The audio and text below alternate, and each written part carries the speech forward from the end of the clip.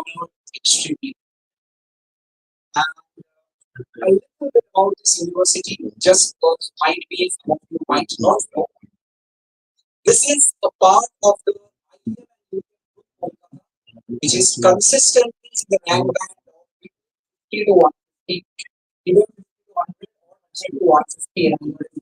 It is always the Institute of Engineering and Management in Kolkata, which is the oldest self-financed institute of was the first self-finance institute that was established in the Bengal in 1997. Actually, functioning from 1989, we were functioning as an institute. In 1997, the West Bengal government gave the to establish a self-financed institute, we came up as the first self-financed institute of West Bengal. After that, 2009, a World Bank funded program called Technical Education Quality Improvement Program. And that program, all institutes across the country participated, and the quality was judged. And by God's grace, it's first in the country in the first phase of taking. Then we received this invitation from the different governments, government of Rajasthan, government of Karnataka, government of Assam, for establishing universities over there. But when we came to Rajasthan, we straightforward from the amazing enterprising mentality of the people of Rajasthan, which I am full praise of. At every point of time, I am amazed with the people of Rajasthan who are never, never have seen any people negative against anything that I have ever tried to do. They're always positive and always thinking yes, this can be done. The most interesting part of Rajasthan is that even if here over here, coming over here, I have developed this habit also, I developed this skill also by interacting with you. That even if I don't have the maybe the skill or the resource, but I'm confident that I can get this job done. Somehow I will get the people, I will manage the people and get a certain job done. This is the best thing about Rajasthan that I've seen. So when we came to Rajasthan, the minister and all the stakeholders associated at that time, they welcomed us in such a way with both hands that we really thought that this is the place where we should be coming to. So yes, we came to Rajasthan in 2011, started this university with this land, which again government helped to grow. We established the buildings and everything and started in 2000. That is about in the year 2015, our first batch passed out. And again, I have always been saying that by God's grace, students are the biggest stakeholders. Now, students are present all across the country, all across the world now. Even if I go through again for different reasons, because I'm continuously taking my students to places across the world. Every year, more than 300 students from group go to Singapore for study abroad program. Every year, around 100 students go to Australia for study abroad program. So I'm continuously traveling abroad with them. And when I travel abroad, I call up alumni members to meet me, and believe me, anywhere I go, I call up the alumni members. I always get alumni members coming in when I'm in Australia or France, it doesn't matter. They're always here coming to meet me up. They're presenting top positions across the world. That is the biggest pride for me. And I believe that the university's cap does not have any other pillar apart from the pillars of the students. So I have it. I'm very thankful for that and for giving maybe our students an opportunity. Thank you so much. The next topic is decoding the nature of recruitment, AI and emerging technologies.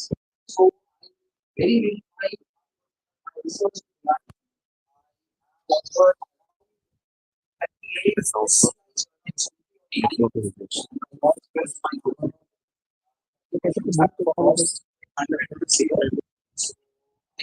but AI in the field of physics. So I work for work on AI being implemented to the metaverse.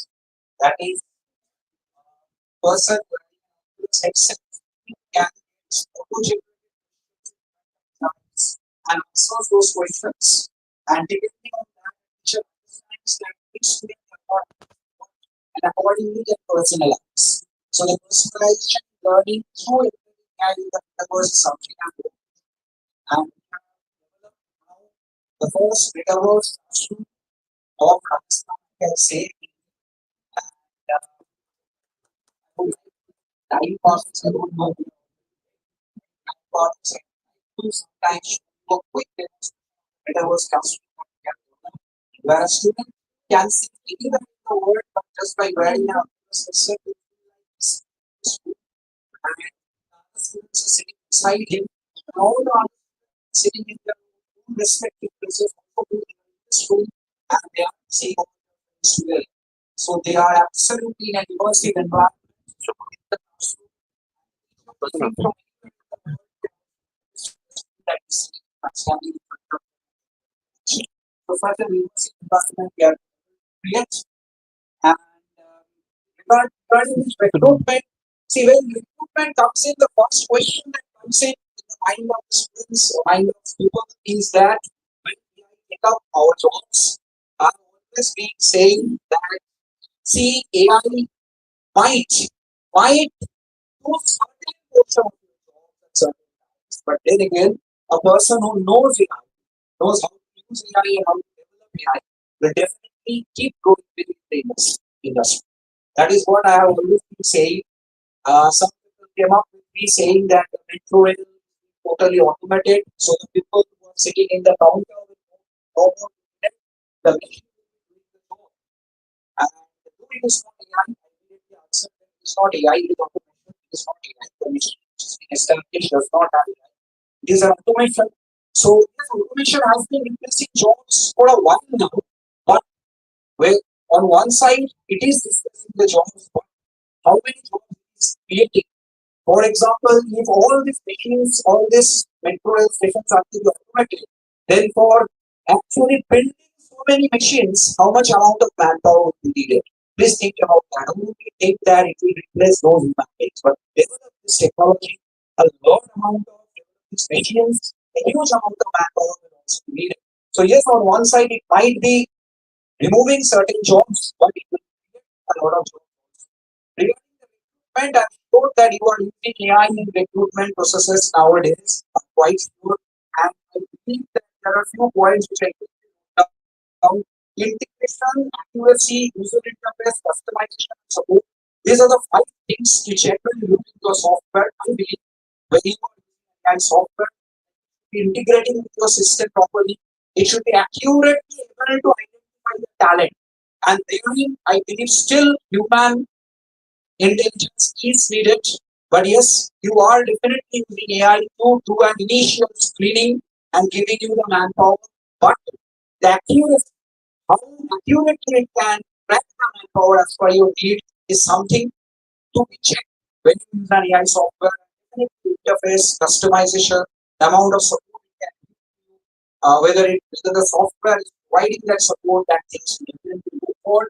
A few software, I don't know, you are better people to tell what are the software you're using, but few software are higher to picture, then higher EZ and recruit CRM. They are these four software absolutely all in one software. You can start from selecting the right people, then scheduling the jobs, scheduling the job interviews for them, and then taking the interviews, then providing you a final list of people who are selected. This whole thing, entire process can be done with this four software. How good are they? How reliable are they? You are the best able to tell. I have not used it. I don't know, but you are the best able to tell. But there are certain software also like Textio. Textio is a very, very specialized software. It provides that how where you can transfer one person or what is the location of that person, best location of the person. You can shift it so that you get the best outcome from them. There are many such software like those nowadays. I would like to hear from you how much the AI has helped in recruitment and also I would like to hear from you. Thank you so much. I have taken a lot of time. I thought that I would close it up in 1 minute, but I took a little time. Thank you so much. And I'm very, very eager to now hear from the parents. Thank you so much. Thank you for giving me the opportunity. Thank you so much.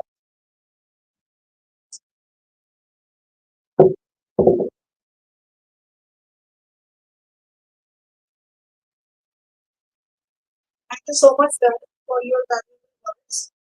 Now we will head towards our first panel discussion on Industry 4.0 and beyond, aligning education with evolving job markets. For this, I would like to invite the panel moderator, Dr. Kunal, controller of examination of our distinguished panelists, Manish Rao, Chief Operating Officer, Dr. Krishna Ramsab Tripathi, General Manager HR and Compliance, Mayur Reporters Limited, Deepak Sharma, Chief Technology Officer, Creative Technologies Private Limited, Sulabh Tailang, HR Talent Acquisition Manager, Cerebral Technologies, Pooja Purave, Assistant Vice President, HR IT, Small Finance Bank.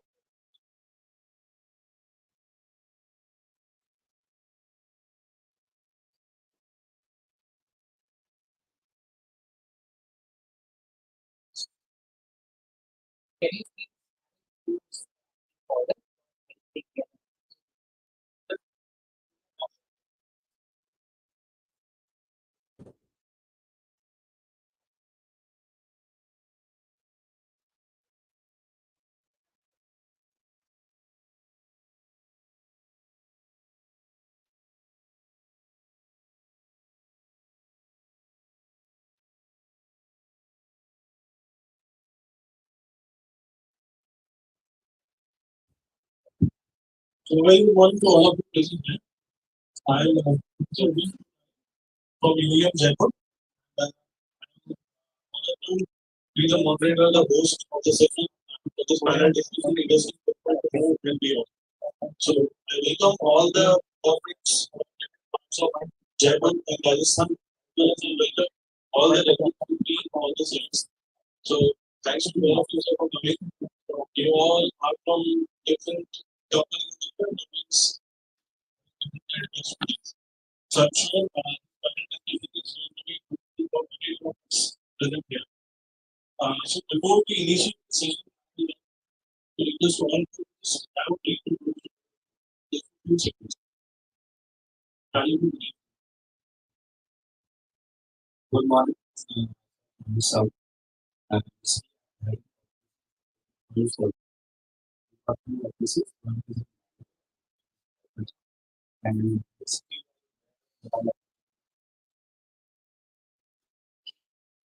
students and team of students. Hello everyone. First of all, thank you Ian, for inviting me. Myself Sulabh Tailang, and by degree I'm an engineer. By profession, I work in civil technologies and I come from almost 15 years of experience.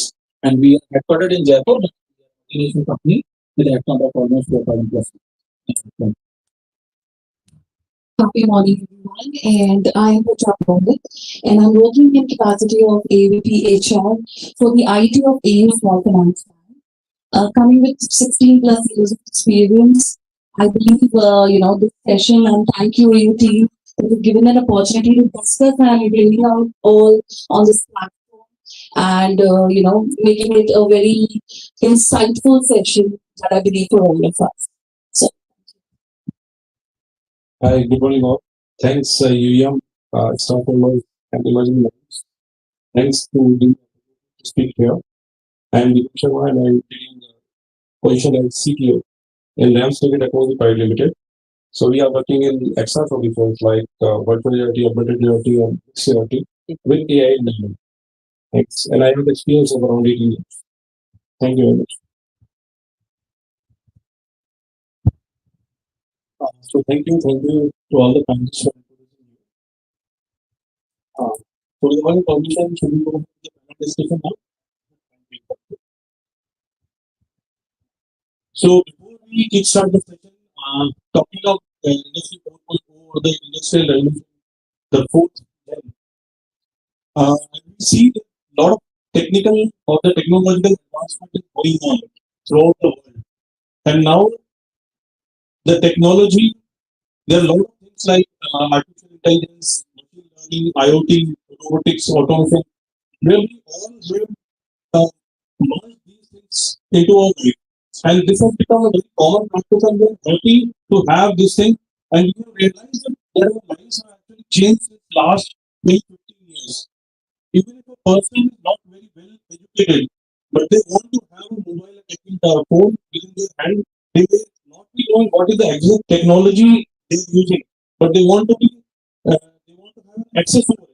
So this is what exactly the industry 4.0 is about.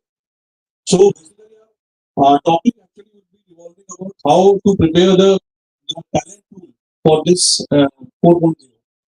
So starting with the panel discussion, I'll go with the first question, that is, what are the most significant changes Industry 4.0 has brought to the job market?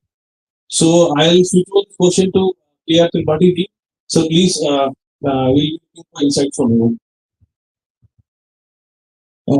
So here, we should say that now most of these industries are going towards the automation, particularly if I talk manufacturing, because it's 25 year manufacturing industry.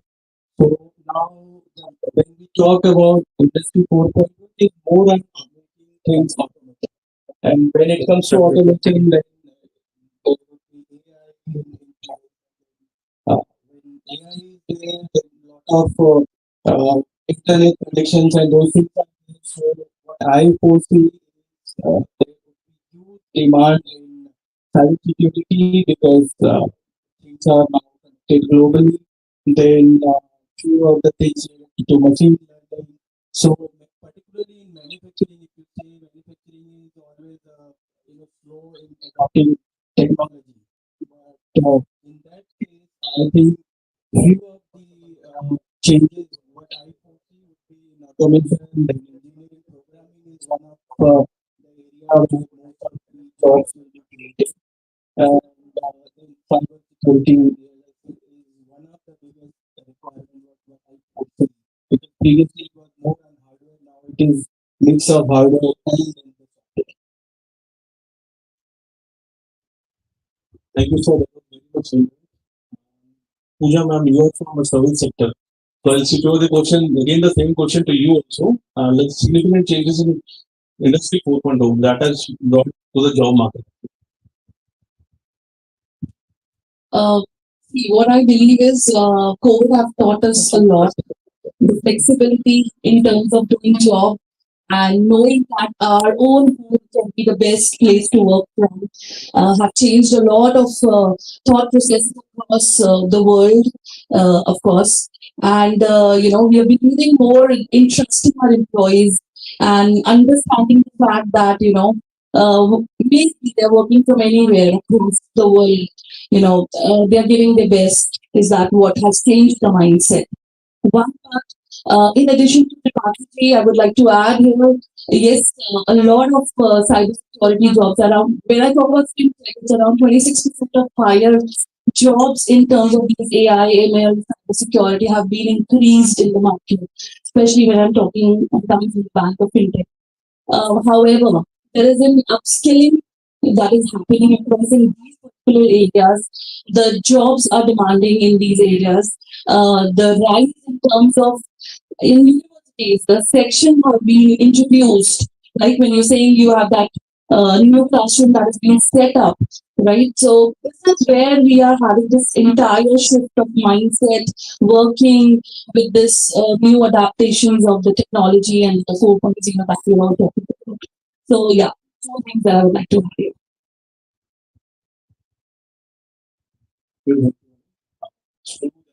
We are upskilling with 4.0 and definitely industry and the universities are working hand on hand so that we we can approach our goals in a much more faster way.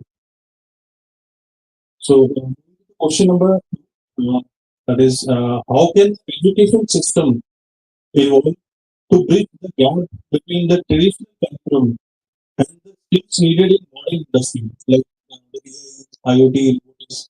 Because we have a curriculum and we as a university we try to upgrade it, but there are still certain gaps which are there. So what could be the best to bridge those gaps? So I put over this question to Manish. I think you are one of the best person to answer it. I don't know whether I'm the best person or not, but I try to answer.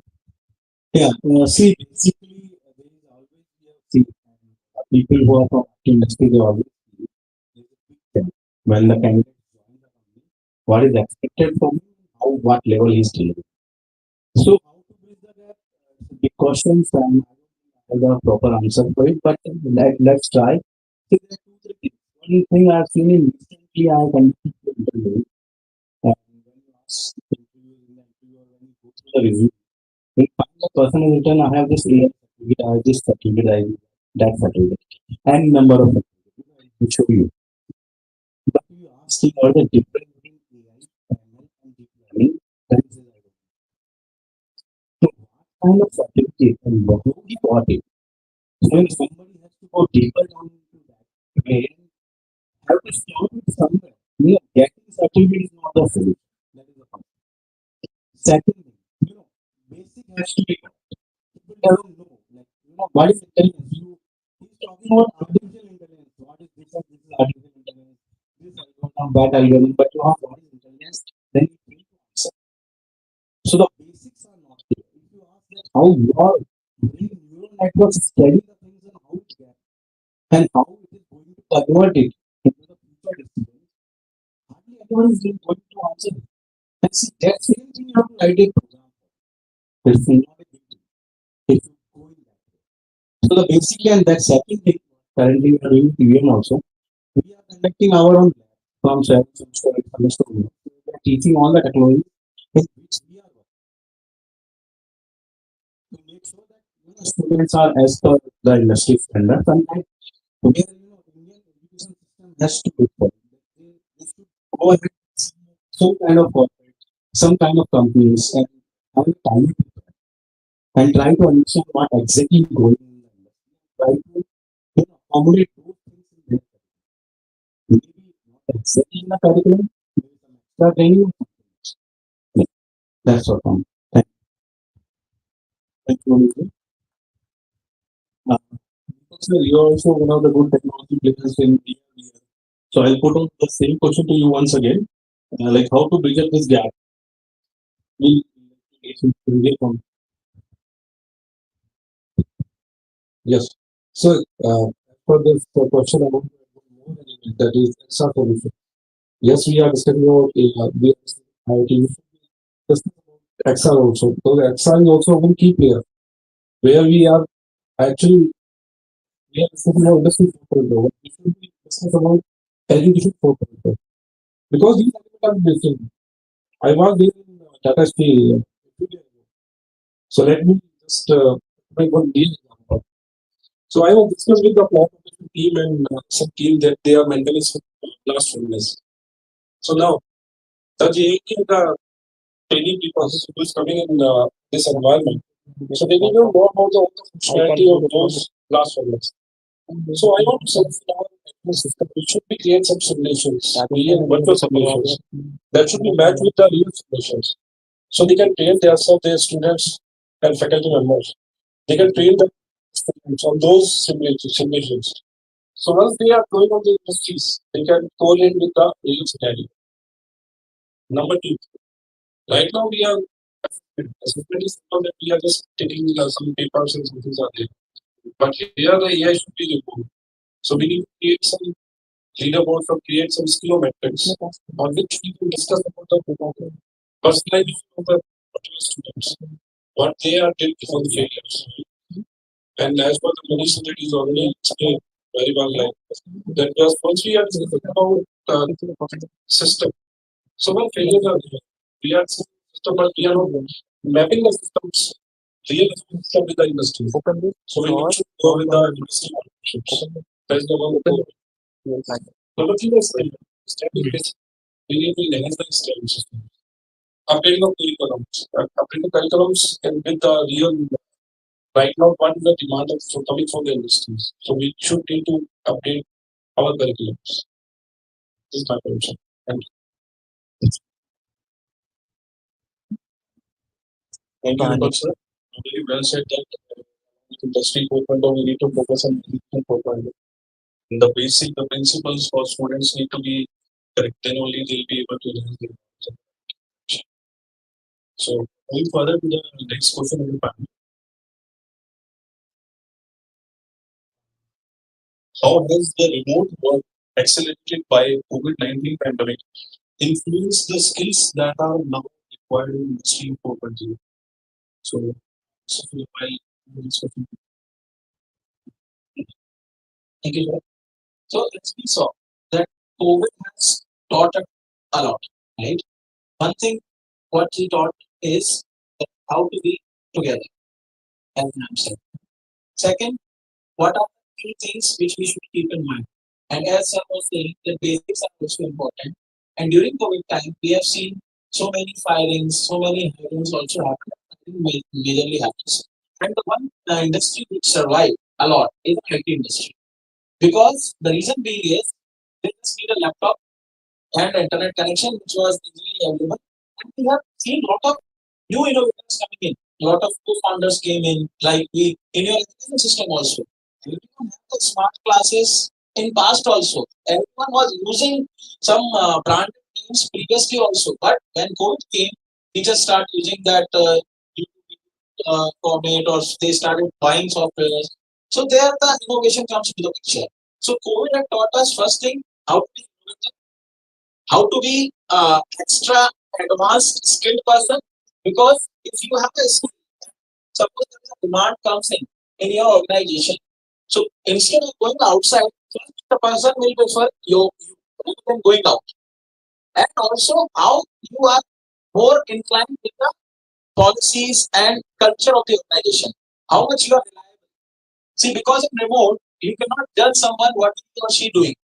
We saw do a lot of people do multitasking, multitasking, job openings and all that, right? And they are managing multi jobs in a single scenario without informing. There are some companies still in the industry in the world. They have jobs in the same scenario, but not the 90% cases. So first thing which we saw is how you are active and responsive at the time of need. Because we saw is in the COVID, lot of demands came into the picture, which those who are able to fulfill that, they were sustaining till now. In the future also, we've seen like now we have recently seen the examples that this Byju's, how suddenly it got dropped. They are now doing tie with Akash and all, but they are known for their video activities, right? They were on the video format, not on the physical format. But they saw, so there is a transformation which happens, and in COVID, that has taught us that how, and also how you can manage the things remotely. If a person is responsive, that you are doing Teams meetings and all, and proper office things are happening, and also they are connected with you personally as well. Companies are making sure that they are not getting affected by COVID symptoms, or because there are two ways we have seen. One was very pandemic, second was okay, okay. So in first wave, lot of changes happened, but till second, government also took some actions and even private companies took actions. So we just to solve the answer, we have the one key factor which has COVID even was second is the and third everyone is talking about also talks I just need to mind on that. So the basics are more important because even if you are not new technology, suppose we talk about front-end, back-end, or any other language related to the IT background. When we say, okay, you know what is HTML, CSS, JavaScript, so they might say, no, I know, but I don't know how HTML works. Right? Students में जो आजकल पढ़ती है ना उनको क्या है कि ड्रैग एंड ड्रॉप वाली चीजों में वर्क करने का शौक चढ़ा हुआ है क्या ये अच्छा चलो एआई आ गया एआई पढ़ लिया सर्टिफिकेशन बता लेकिन उसको यही नहीं पता कि एमएल और एलएलएम और उसमें क्या एनएलपी का अंतर है या यही नहीं पता कि या डेटा और दूसरा आपके लिए अपॉर्चुनिटीज बनी ये अपॉर्चुनिटीज जनरेट हुई है क्योंकि even you are seeing in agriculture industry, there are a lot of agriculture people are coming up with a new founders like Insan. They are coming up with a lot of software, new innovative ideas to help the farmers, and government adopting it. And touch wood for the education also. We see now, I am a 2009 batch BTech computers and university pass out. In our time, people used to go for the training. You folks like me will try to go for a company for 1 month and maximum 2 months with internship. But now, luckily, I feel proud to see that we are now adopting the 6 months last year mandatory for the company. So those upscaling, they understood that 6 months will help them either to secure a job in the same company because 6 months is the time when they can judge you accordingly and you can also judge them. So either BPOs the difference for the second, you are the person to figure out. If you wanted to become something like you can be an entrepreneur, you can adopt a lot of things. So COVID has given us so many things. If we talk, it can take us to so many discussions. There is a lot of learning, but the very basic learning was how to be united, how to be uh, problem solver, because a lot of problems came to everyone in surrounding.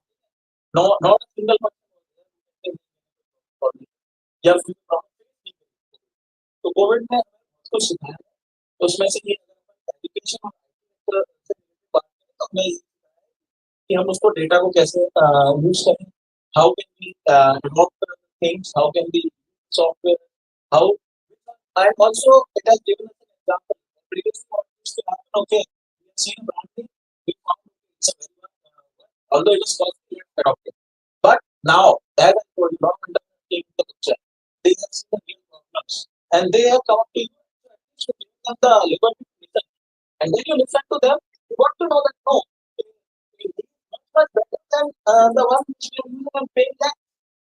So that kind of opportunity was developed during COVID time. And now it is sustaining and it is extending for those who are maintaining the balance between the physical and the things. So that's what I thought. Thank you. I might have took more time, but it was so nice. Thank you, sir.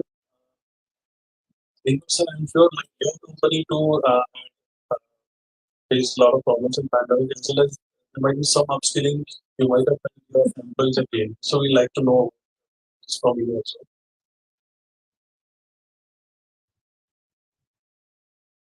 Uh, Telling some the points that we have. So COVID was everyone trying to scale themselves, right? So one example that I want to share here, like metaverse, you have also in the metaverse. So virtual classrooms, virtual education systems, developing on metaverse. And again, he is only in the role where we are sharing values data, like what is the performance of particular students, what was the mistakes that he or she did during the training and during the students. All so on the same line, this time you know that events are not happening and all the events are coming on the virtual platform. So few roles, few skills are developed during this COVID pandemic. So the roles like cybersecurity, the roles like data AI, the ML engineers, so they are on demand those times. Because everyone has to try to create some software or develop some software where they can enhance their skills. We can make some secondary solutions from there. They can sustain, right? So these type of updates are coming during this COVID time. And also one more thing, where anyone on the platform like Zoom, Teams, these are the software that meetings, the meetings. On before them, all the person used to be meeting was happening, right? But after this COVID, these software are demanded. Everyone on the meetings, Zoom meetings, Teams, and so these software, these platforms are related on this. So skill enhancements on all area like technical sides also, the software also. So these are the area where the software is was enabled and they have also create some more lively, right? So these environments are good developed and they are creating some again capitals also. So I think this is the area upskilling and the software are in demand. Just to who have adopted these things are now using their reach to a higher level.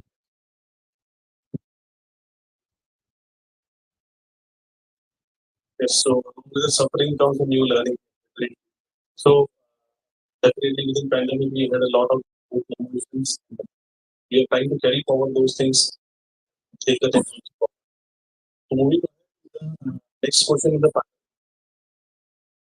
how do we address the challenge of older generation adapting to new technologies and changing jobs? I'll pass on this question or I'll ask this question to Pooja ma'am because I'm sure like we might be facing a lot of problems with people who are at a certain age level. Learning the technology for that age group becomes difficult. So there are so many here in the room from my background. We were discussing in the morning that once you're not upskilling yourself, you're not obsolete. You know, and same goes with the people who have been there in the system for long. However, in bank, of course, although I'm in bank IT, I'm taking care, but then we get to see a lot of people who are still working above 55 years of age. So that range is also existing in almost every organization. But how we can help these people who've been, because whatever you do, experiences count above everything. So they are the people who have been more experienced. They are people who have the understanding. However, the youth, the new fresh blood must be bringing in a lot of innovation. But still, I believe that their presence, their insights will play a separate and very impactful role. Now, what we can do, we can go with some maybe user-friendly tools, because you take your own parents. आप उनको WhatsApp सिखा नहीं सकते easily. They not understand. अपने time पे ATM से payment करना है नहीं समझेंगे. आप फ्रस्ट्रेट हो जाते हो टाइम अरे कितनी बार बताएं. What happens? But then there, where as a HR comes into presence, that you need to keep that patience well, treat them like your own people, and how we be so patient with our own parents, and at times we help them. We have to be that friendly, nurturing them as well, because however they are now, but somewhere at some point in time they have contributed maybe a lot.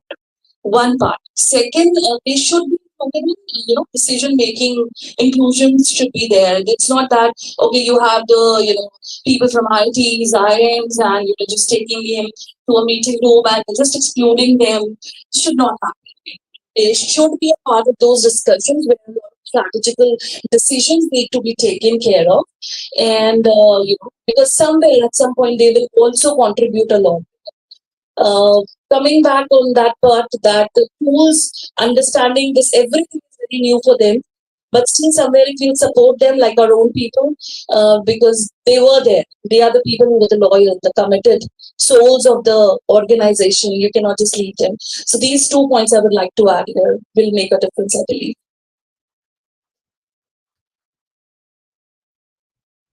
Thank you, madam, for wonderful insight. Obviously, I'm not to only answer this question. It's still put out this question once again to you.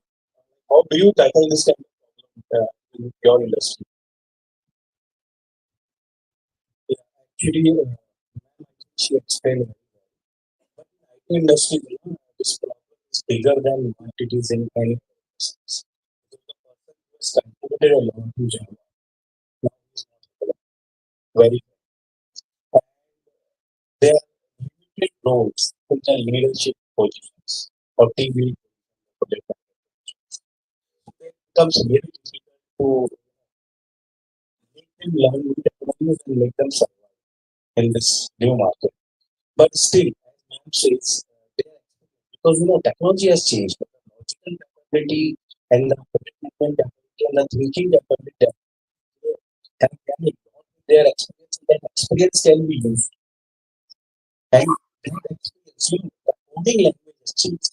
That doesn't mean the person is obsolete. No, definitely his experience, the new coder or new technologies can do wonders. So it's not sometimes it is okay if they are not learning, I cannot ask the oldest employee of my organization, say like 53 years to learn Excel, not honestly speaking. And it's not good. But actually with his expertise, he will guide the person who's just a fresher. What kind of works might rate, what you need to change, and how the approach will be there. That is more than It's not that I'll tell you one thing. Who is the oldest person? Even if you are don't raise it. Okay. See, you might have seen your parents and all. Initially, and you struggle a lot to reach them. You know, 8 years. Every time you are counseling, then you will connect, you will do everything for them. But after some time, you will realize they have. I don't think even the oldest person in this room is not using it. And they know more. My father is more visible on Facebook and WhatsApp compared to his retired teacher, so he suddenly he will give a call to someone or another Janamdin, and I is looking at him just like, and we forgot because he's connected with everything. Same thing happens in this. It's not that the person hasn't understood the body. The syntax he doesn't understand. But definitely he's understanding the time working with his energy, you know, how this language works, what is the advantage of this language. So considering that, he start giving guidance, and that is a real, benefit for them. So we need to adopt both. It's not easy to change anyone. Even if we take it to ourselves, how many of us can learn something new completely? Right? If I ask any one of you to do anything, is it possible? Oh, no. But definitely, if I ask someone of you, like, sir, to run the HR department of a hostel or uh, medical college or hospital, definitely we will be able to do. So that way we have to use the expert. And somewhere we have to learn the basic technologies or terminologies of the. It's not that we can shift from there. So learning is always required. And if I help and this alone, I can just share some small story. You know, when I got admitted in engineering, we were quite sure that we would become an architect. Quite sure. Then this 2003 recession came. We didn't get the job, so finally I got the job in my own mechanical business. Up to 2009, I was there, and I was there basically in vendor development. That is also CNC programming. After that, there are some family issues by the mostly I had to shift back to my hometown place. The next year, I was doing SEO, search engine optimization. For next 2 years, it was good. Then I applied to CCMA level consultant.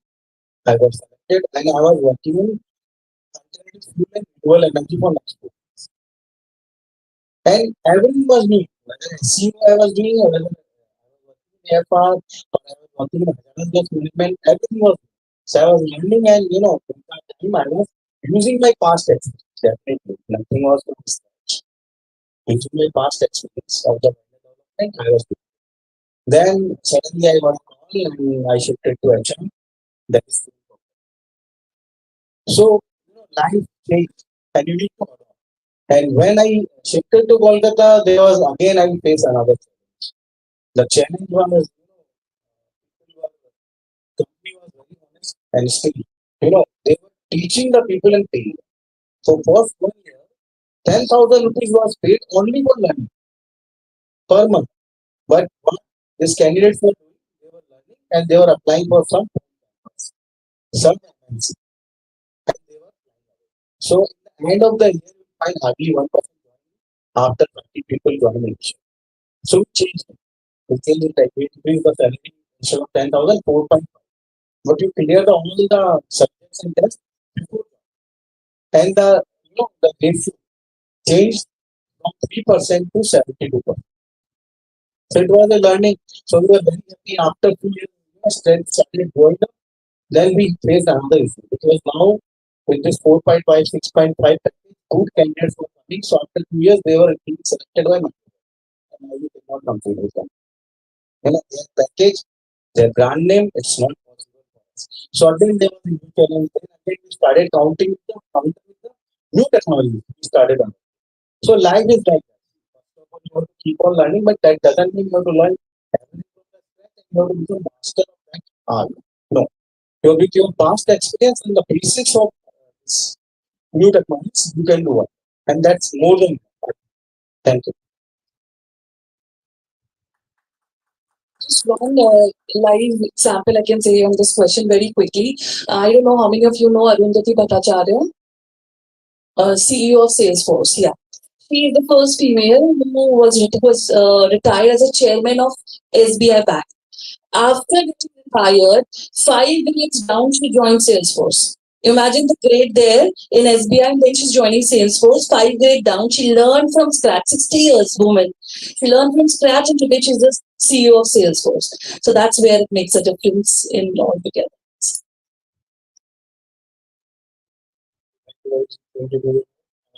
It's true that being experienced does not mean being obsolete for the market actually.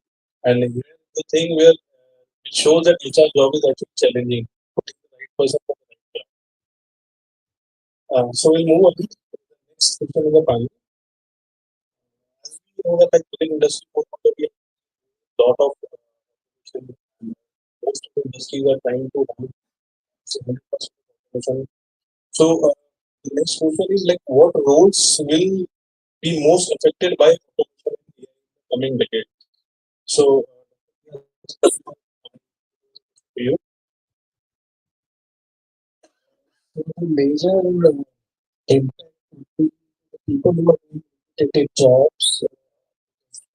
Their value addition, the analysis part is not there. So the entry operator, people who are there, simply they started in curing the foods and one thing is, which is one thing is being because initially there is a technology in the line for 30, 40 years. You know, people need to be very adaptive. So, and the whole process if you feel unlearning is the toughest thing. So, to be very agile. So that is because in industry 4.0, you see the life cycle of any technology won't be more than 5 years.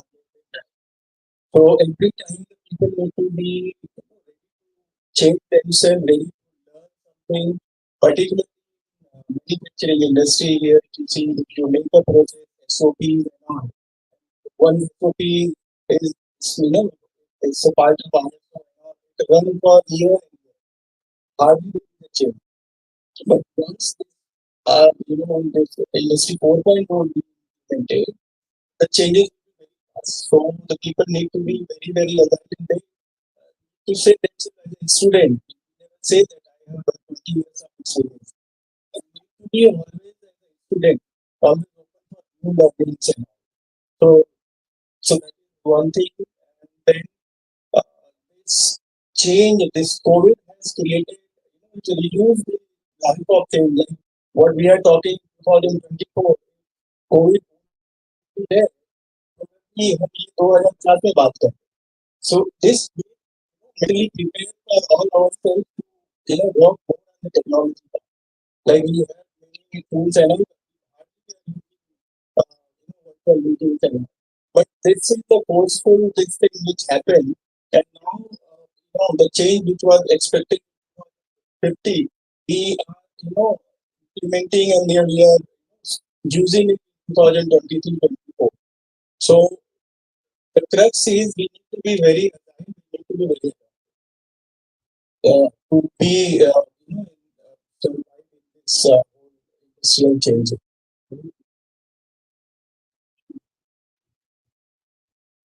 Thank you, Professor. That's true. Like the learning should go on, and then only we handle this situation in a much better way.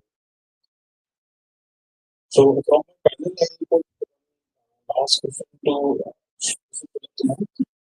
that is what ethical considerations should be taken into account when we align education with the evolving job market, like the data privacy, then this will like to know your view on this.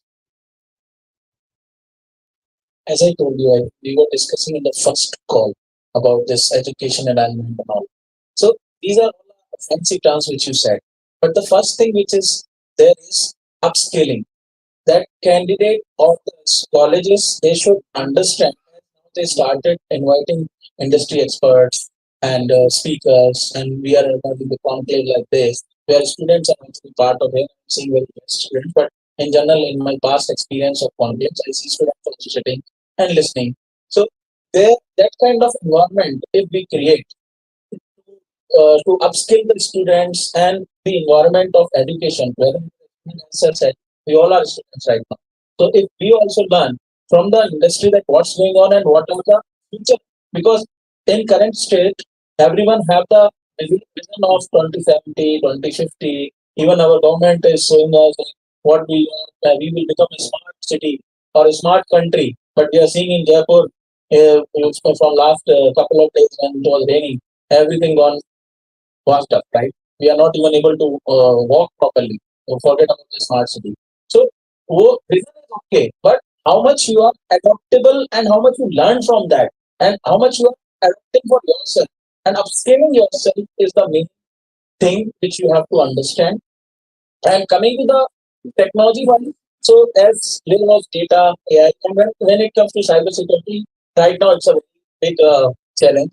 Because I recently spoke, I actually run a YouTube channel by my name, Sumit Channel, in which I try to connect with all multiple industry folks to talk about and share the knowledge, especially I prefer this for the students and the fellow folks who can understand what are the industry is going on. And they're not only engineer or doctor. And we have seen like so there is a lot of common thoughts coming in. But in the same way, there are hackers who also try to find out. So that kind of see how much see every place there is negativity and positivity. So how much positive thing you adopt, because if you adopt negativity, it can give you a success for one time. But it can also be a dangerous part for you. But because if you get caught, and 99.9% you will get caught, because if you are smarter than the person is more smarter than you.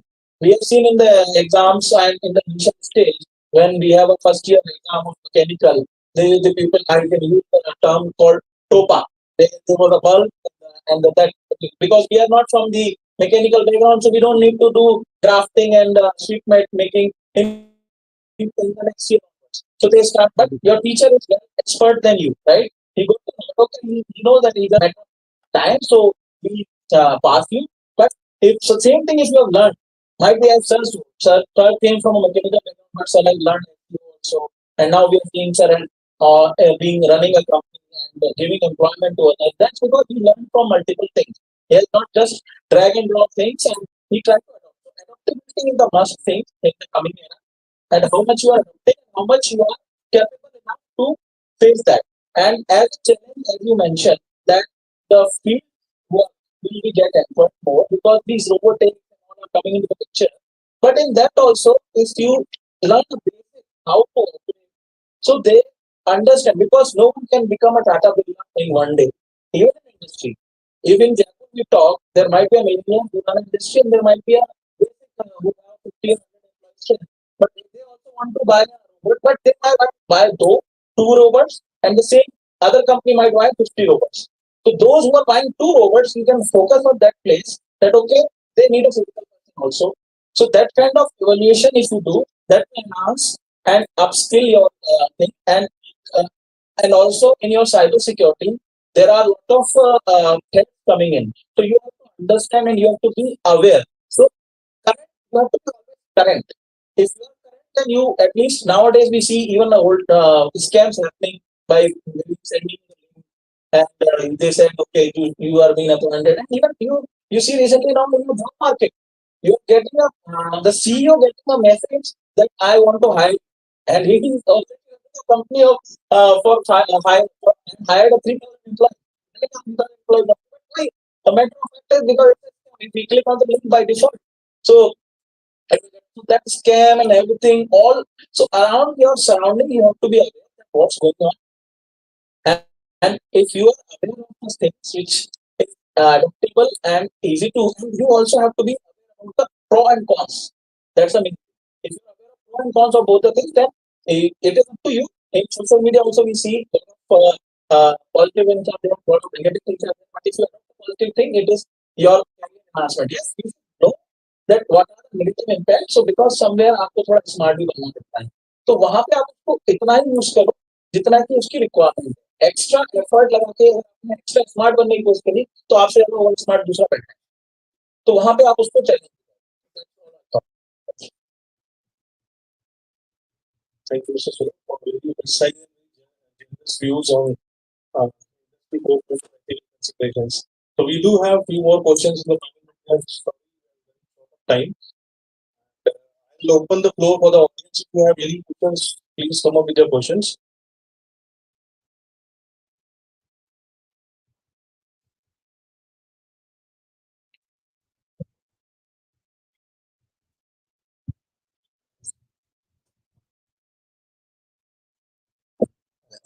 You have it. So, today we are getting to many insights about recruitment and employment. So, and I'm also from Indian background and running a company in Jaipur for the last 10 years. So, telling sir, I am supporting the startups from last 10 years. So, we have worked with Razor also. They are same. And we have entrepreneurs, a core entrepreneur kind of. So we are finding the solution for the real-time challenges. We have started the Chalo Ge Kya, which is the kind of replacement of the Jugnu, like the Jugnu or Ola. So these are not there in 2015 or 16. We started it. Some of the did not work. So you can see that free journey and these things. So we have started a support which is still Jumper in 2014. So all kind of these entrepreneurship skills. I have just to ask you one thing. Right now we have discussed about the candidate. So the candidates are having what kind of feelings they are having, what kind of support they need. In COVID, we have learned too many things. So as an entrepreneur, we also face skills. Running the IT company. So whenever I took the interview, like personally, I took the interview myself after the HR round, the final round, I took that. So they are having two offer letters or three offer letters. And I am covered. I think many of you are having this kind of situation in your life. And when you give them opportunity, okay, you can join them. So after getting a 2 months of notice period, they rejected to join. Okay, another join there.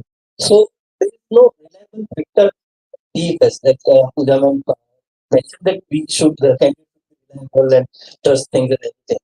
So I have just come up with one idea. Why can we not go with civil? Everyone know about the civil score. So why cannot be an employee civil score kind of? So I do you have any views on this thing or something?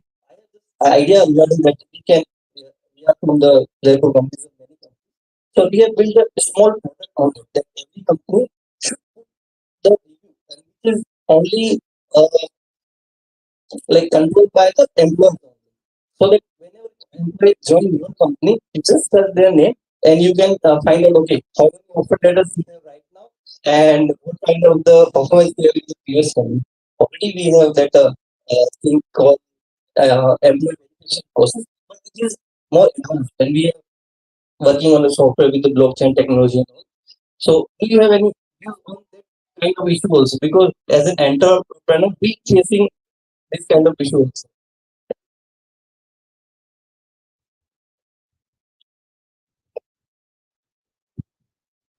So the question itself has been answered. Right? So actually, it's a genuine problem. You know? But what happened here? We cannot stop anyone to do that. Instead of it, even in my mind, a lot of time it has been coming, and even while coming, I was discussing with one of the senior VP HR that can't we do this? Because see, we are seeing, and being an HR, you most of us you are from HR and this and the founder groups. So we see that candidates try to put anything about us if something went wrong. ठीक है जवाब नहीं दिया आपने काम नहीं किया join नहीं करा रहे लेट कर दिया लेकिन जब कैंडिडेट ज्वाइन नहीं करता जो आपको बोल रहा हूँ मैं तो एज टीए मेरे पास दो ऑफर है मेरा एमडी बोलेगा हाँ भैया कल सुबह आ रहा था ज्वाइन कराओ सर सॉरी अब मैंने गाली सुनी तो उसको मैं ये नहीं कह सकता कि उसने मेरे फोन करके बुलाया या फिर लास्ट मिनट में मेल आ जाता है वो चला गया तो इस केस में मेरा भी व्यू है लेकिन अभी भी मेरे को लोगों ने ये बोला है कि हम इसको अभी इम्प्लीमेंट नहीं कर सकते पता नहीं क्यों आप लोग बताइए कर सकते हैं कि नहीं मैं तो पहले डालूंगा कि we should we should start highlighting those folks because still there are genuine folks which are in the industry they ready to take two just to compare, then they join the first, the best one, and they form the prior. But folks like to do such things, we can why not we also start highlighting them. So when people get to know that these kind of folks are doing such a thing which is not beneficial for the organization and it's happening at the last minute, the industry will start changing. They will have fear. Like we see a fear in COVID, same way fear will come and they start change. So that kind of change, I think that can be done. From technology point of view, I think such a more impactful answer to this. Uh, Actually, is slightly different. I'll tell you, you cannot plug this one. First, when I joined the company, there was too much ambitions. I called my own senior people there and for a meeting, and I just asked one thing. Somebody designed and called from the glass. So I told, when you are working here, you have treated like, friends. Once you go out, you write all the good words on the glass door and n number of different things. Then I told him that, suppose if you fail, if you pass, your give you a bike, will buy a bike. Suppose if you are free, okay, then your father out of you go out and throw a stone in the house. Then with a lot of reluctant one boy, he knows that one thing is there. If I pass, my father will get me a bike. But if I fail, he will not kick me out. Okay. So company has to give this assurance. If you are expecting this from me, then I am expecting this. Second, we have one company is in Bhojam. You have opened one IBM college incubation center over that company. And I forgot that person name because I visited him for 4 years. And me and one more Mr. Mohan from Weekly Software visited him for some building purpose. And then I asked, he's IT, he's running IT company. As a HR. Then he very let's told, hey, for the last 10 years, nobody. मैंने कहा तुम्हें sir आपको तो हमारा मिलना चाहिए और नौबत नहीं तो आपके एम्प्लॉय छोड़ते नहीं होते सर कोई एम्प्लॉय नहीं देन ऑल फैमिली मेंबर मैंने कहा okay I am all your cousins और नहीं नहीं I treat my employ as a family member so and there I learned it is not only candidate point of view. We need to understand from both sides. So see, we had someone, okay, and that person was working with some other company. That gentleman is a very CEO of that company is like almost 200 crore company. So one day this kind of we met and he was saying that उसने आपको join करा बिल्कुल and I'll tell you that person has done wonder. So depends how you deal with that. It's not only this point. अगर आपको employ को कमा के देना है तो देन तो no difference between leaders and normal administrator so you have to become leader people should be eager to join rather than you are waiting them to join. Are you getting what? See, the company was honestly very the company was paying 10,000 rupees teaching them for a year. Then also they were not getting them. But if you offer 6.5 and you say 6 to 7 semester, you learn everything and join. They are very happy to join you. And last sir knows very well. 2022 we conducted a full campus, more than 1.5 lakh candidates are there. So you have to create yourself that image. People should prefer you rather than you are searching, you are looking for the person. Candidates are good. I am not saying 50-50. Okay. I have seen the candidate, one girl appeared during the COVID.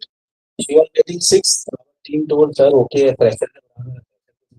The rest they offered 6.5. She was getting 6, so 6.6 we offered.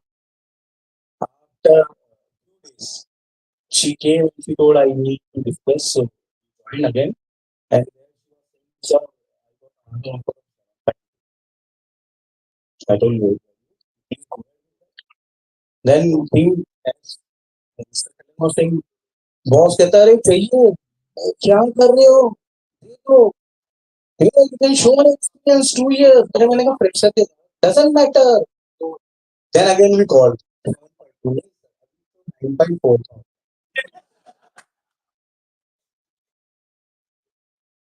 and considering this 2020 we conducted one event calculation आपको बोली लगवानी तो very frankly go to our website calculation what was that we our same level of mindset we collected or we gathered 10 have given our package.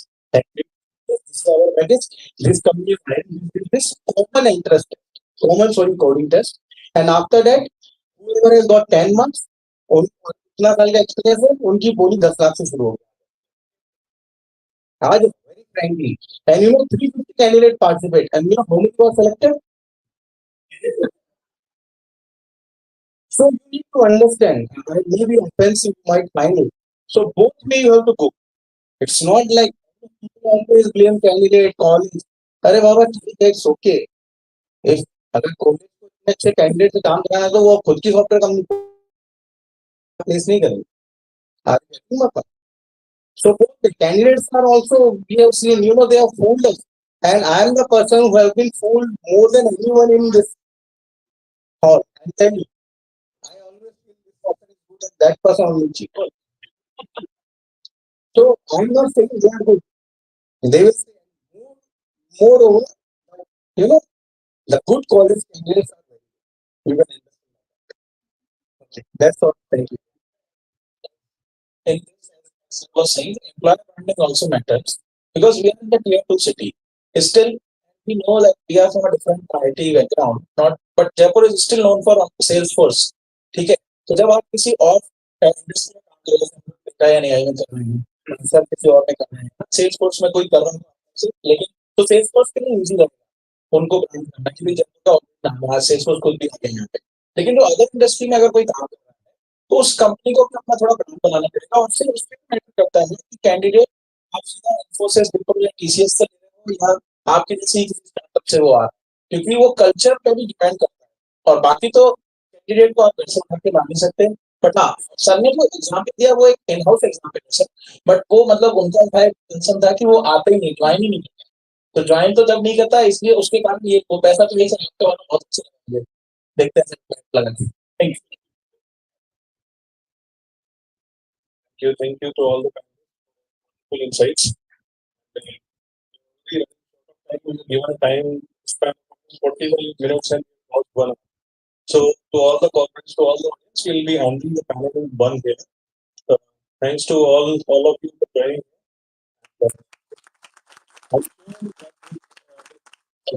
Collaboration between the industry and the academia, we definitely will be achieving our goals slowly and steadily. Over to you,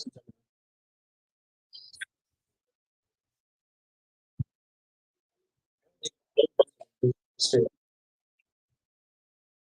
Ladies and gentlemen, let's give a warm round of applause to our exceptional.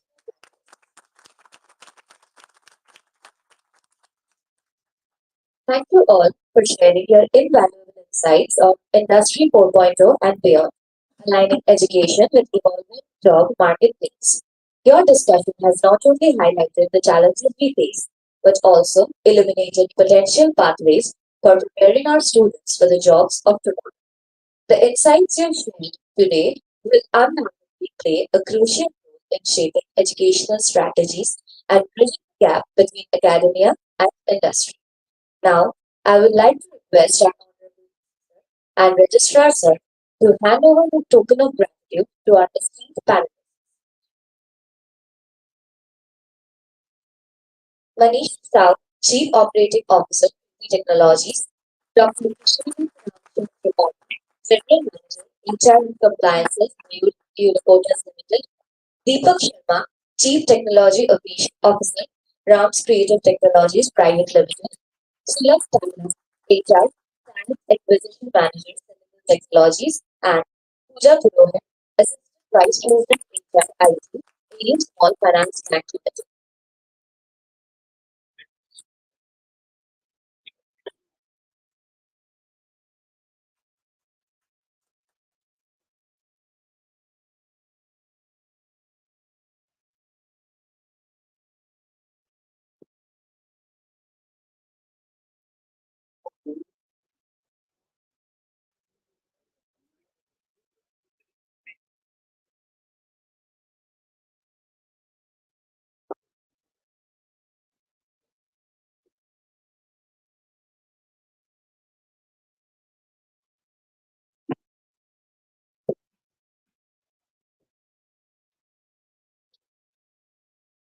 After such insightful panel discussion, I feel extremely delighted to announce that we have reached to the most exciting segment of today's program, that is the art distribution segment.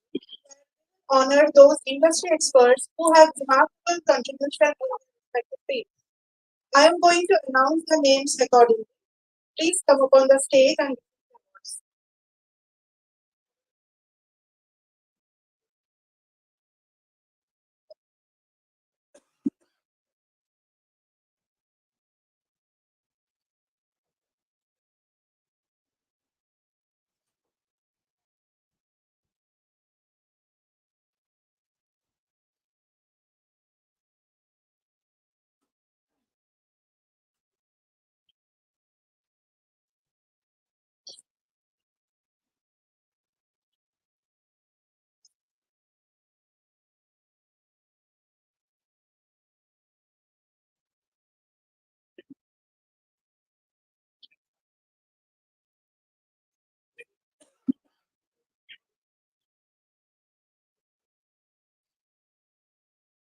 I,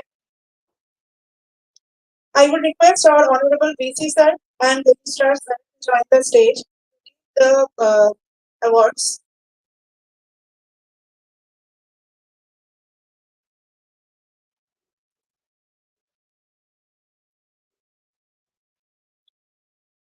So at the first there is Ankit Jethwani from IDC Technologies. Please come up on the stage.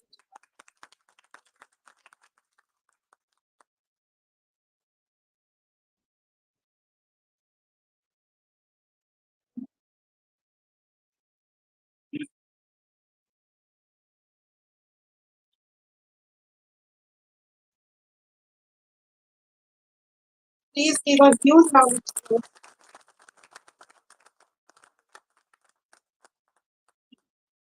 Next, Ashok Chandra Joshi from Design to Occupancy Services LLP.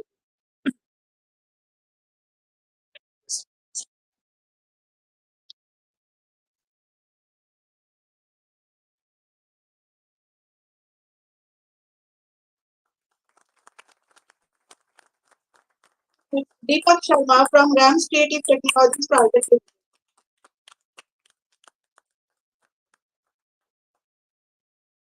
The next award is please be Dr. Krishnanand Ramchak Tripathi from Mayur Unicoders Limited.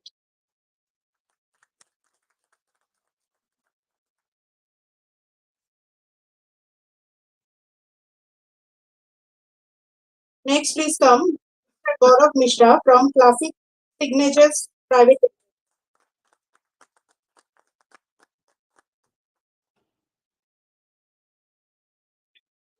Next, we have Govind Purvani from Vijay Enterprises.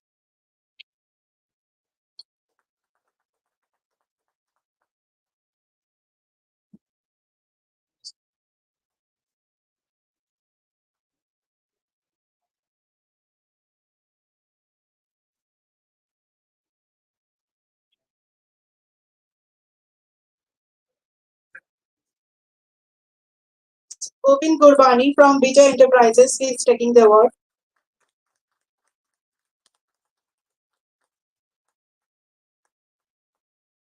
Mr. Hansraj Sharma from Vikas Agro Engineers.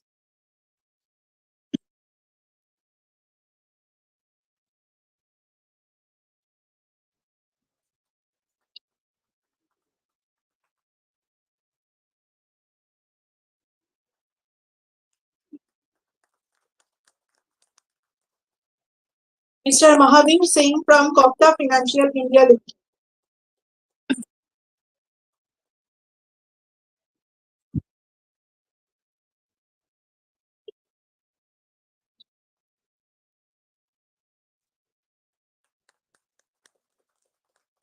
Mr. Manish Sahu from Preeti Technologies.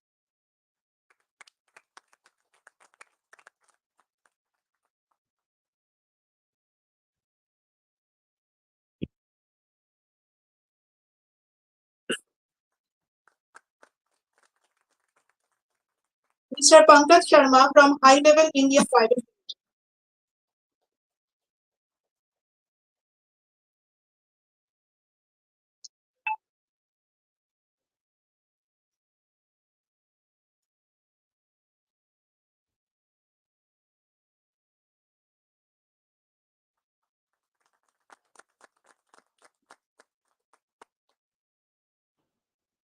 Ms. Pooja Purohit from AU Small Finance Bank Limited.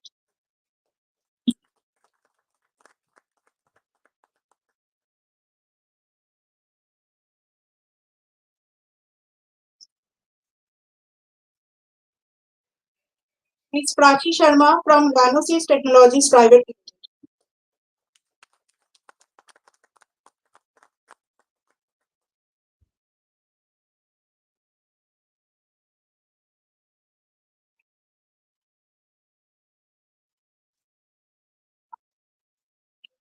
Mr. Rajiv Bhargava from Bhargava Associates.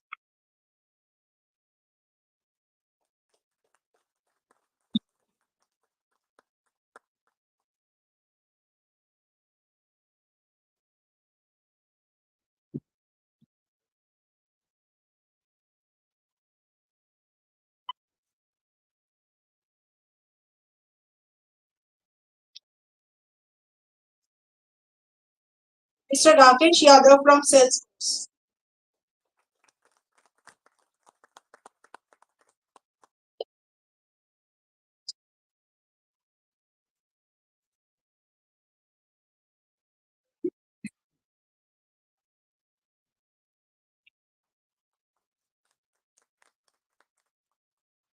Ms. Rashmi Baranwal from Cloud Inc.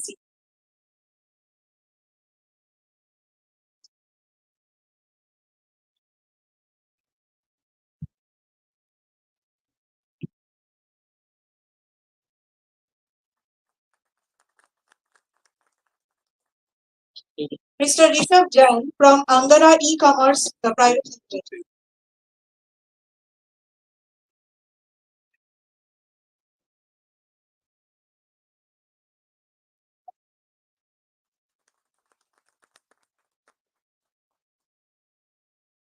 Ms. Rosie Parnami from NK Buildcon Private Limited.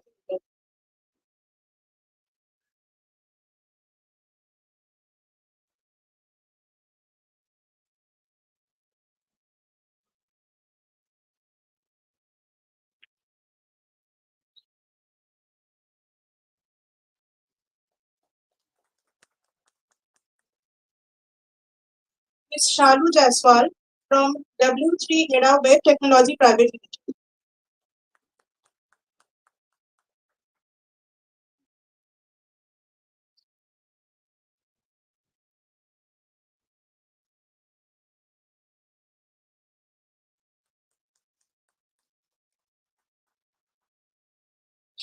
Ms. Sonal Upadhyay from Pratham Software Private Limited.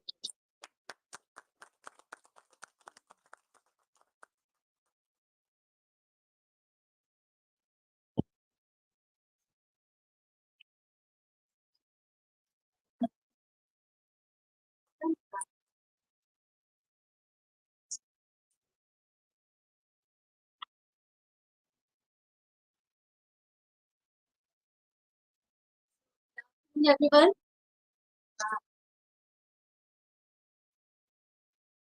Am I? So first of all, I would like to thank the organizers for such a wonderful event. And literally, I thoroughly enjoyed the first plenary session. And at every moment, I was, about to say something, which I not maybe I didn't contribute to. But really, everyone contributed in a very good way. One suggestion, sir, if you please don't mind, that we are honoring people here on the stage. If one line of introduction with their name is there, then people would be understanding why these people are being awarded. What is their accomplishment? So that is one line of suggestion. And thank you so much. Thank you. Actually, what ma'am has suggested, I feel when this is given the introduction, the commentaries already that been added, that you are the most valuable persons over here who are recruiting our students. So that line is actually tagged to us, but invisibly. The explanation is definitely there. We'll take care of that. Thank you. Thank you. Next, I would like to call upon stage Sulabh Thailand from Cellular Technologies.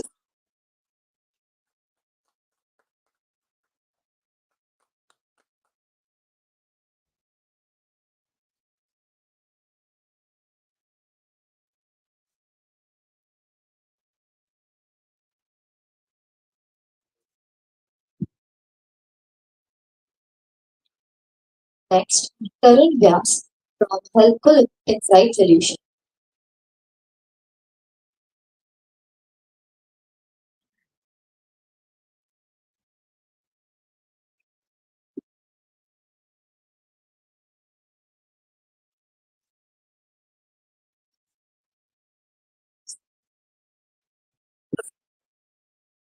Next, I would like to call upon stage Advocate Alok Garg from GC Garg and Associates.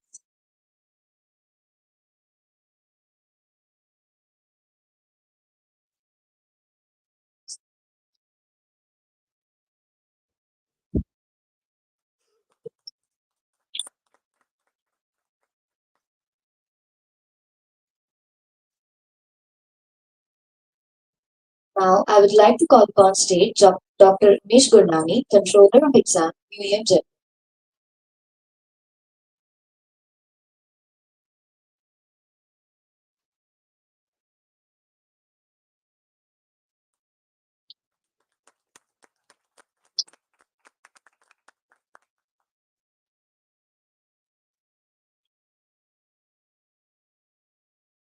I would like to announce that the next set of awards will be after the second panel discussion. So I would request, yes, yes, sir. So I request everyone to please be seated in this auditorium and listen to the panel. Thank you.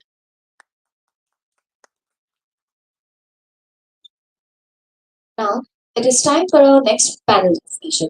The topic of this panel discussion is transforming higher education, leveraging technology for skill and career enhancement. The moderator of the panel discussion will be Dr. Rahul Sharma, HOD of School of Management, UEM Jaipur.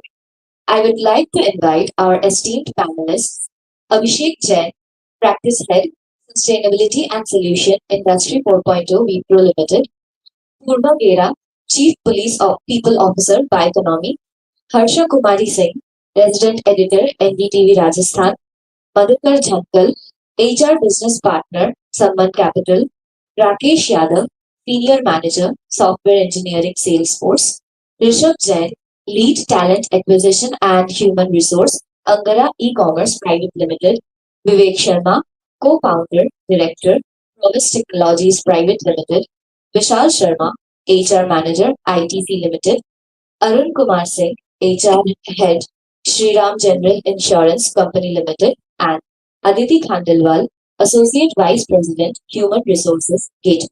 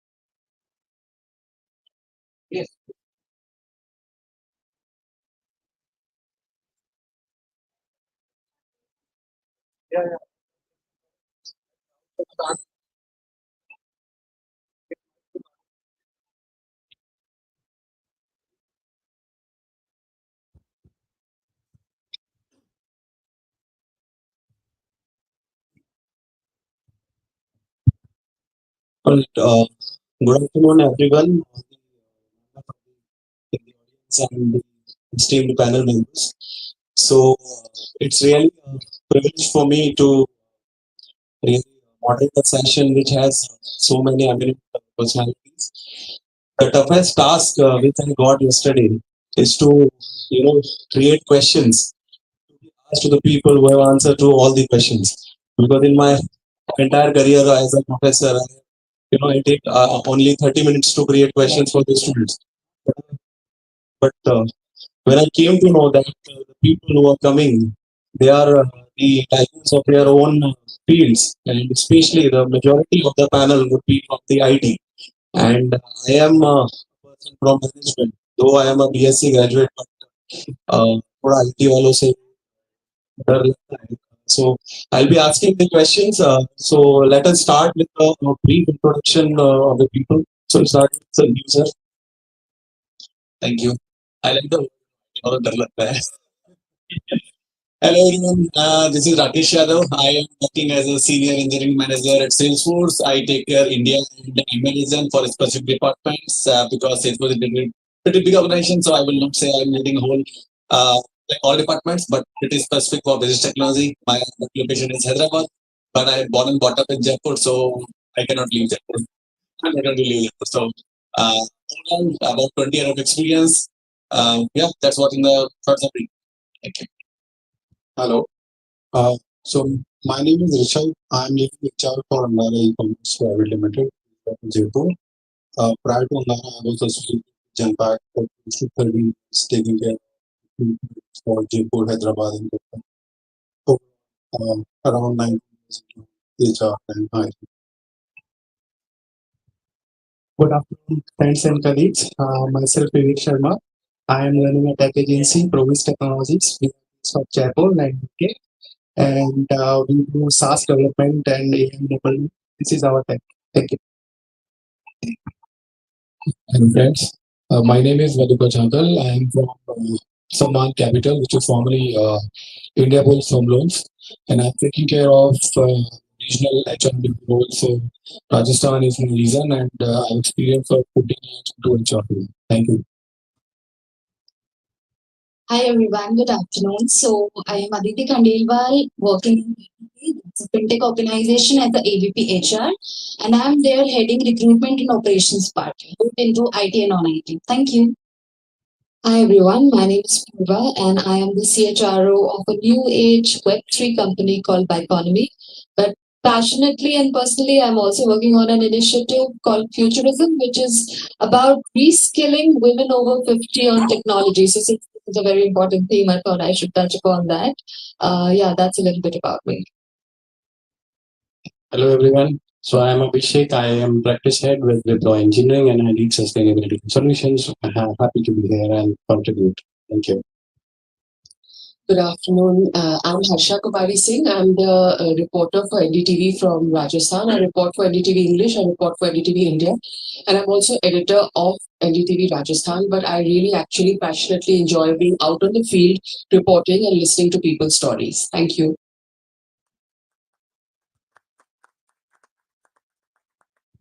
Thanks for the introduction, all the panel members. So we'll start the panel discussion. We'll start with the Purva ma'am. Master in Commerce, with Genpact and spent more than 16 years old.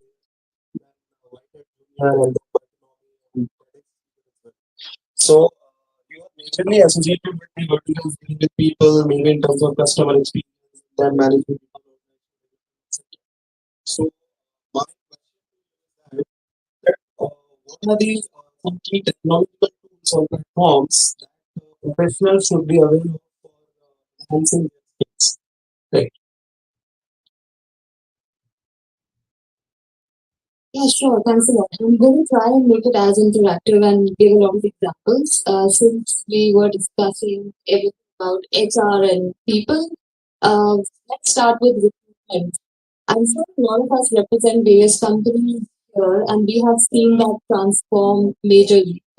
So there are a lot of companies like even Genpact, Accentures of the likes, etc. They've completely eradicated the video assessment part and they are leveraging AI and various platforms. So definitely, for those of you who are interested in that space, research a lot because the entire video assessments part, identifying the soft skills, the tonality, whether or not the person is the first line fit is actually being done by AI. So that's the first that I would say. Second is when it comes to employee engagement, a lot of us deal with people and in large companies, even the most wonderful employee managers or the ERMs, the employee relationship managers, they don't have to maintain one-on-one connects with people. That's where the technology comes to play, and we use chatbots. Chatbots are getting progressively interesting in a way that the analysis available will also tell you who are the employees who are disengaged. The analysis will also tell you that these are the that are being formed. Like there are three, four people they are just interacting within each other and not interacting with other groups. So if it's leveraged well, then we will get a lot of interesting insights about breaking silos, about kind of doing better business wise. So these are two examples that we definitely take, and we all know that LinkedIn Learning and a lot of other platforms give you very specific learning paths which are very niche to your skill. So I would say that it's a wild world out there. It's just about going and exploring and then really getting into it for us to understand. I hope that answers your question.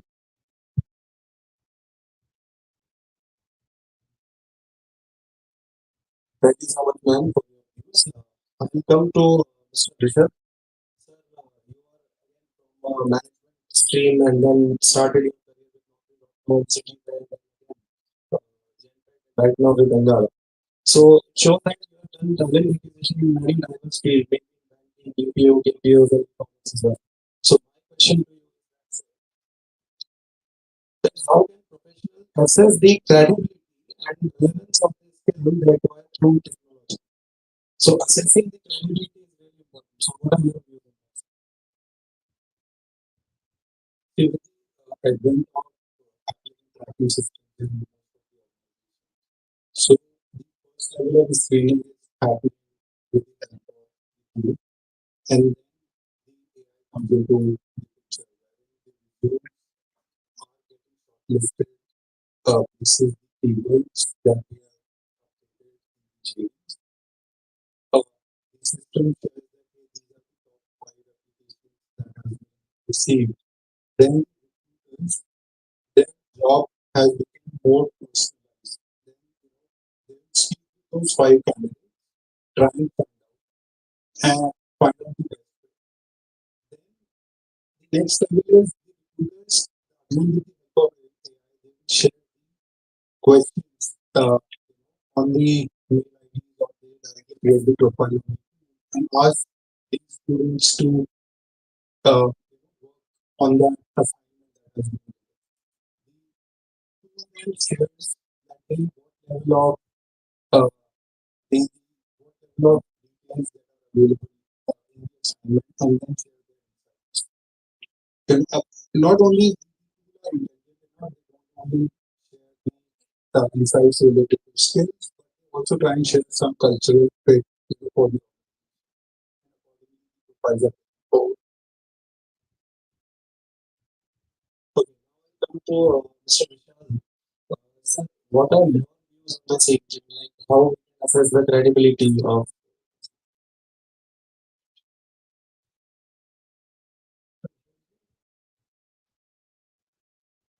Okay, so sorry.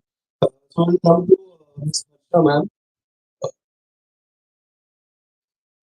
asking a question to someone who has asked many questions to the personality across India itself less than a year. So, my question to you: how the professionals can use personal branding and digital portfolios to stand out in their career? How can they differentiate themselves through using taking advantage of others?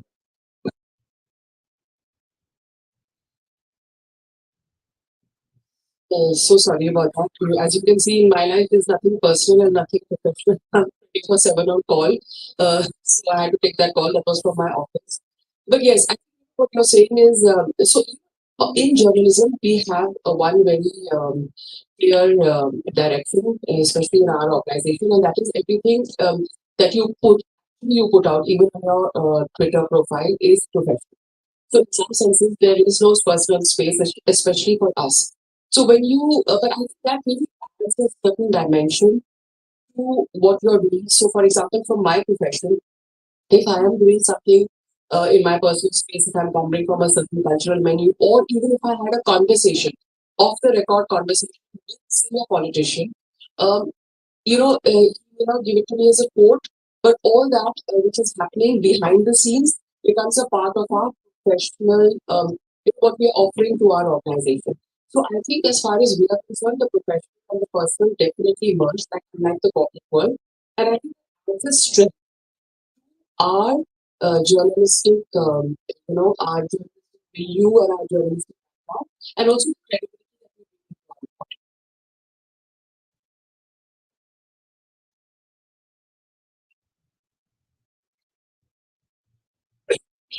So, ma'am, is it like using different platforms, but with some restrictions and some limitations, something which add into this particular thing, or overusing also?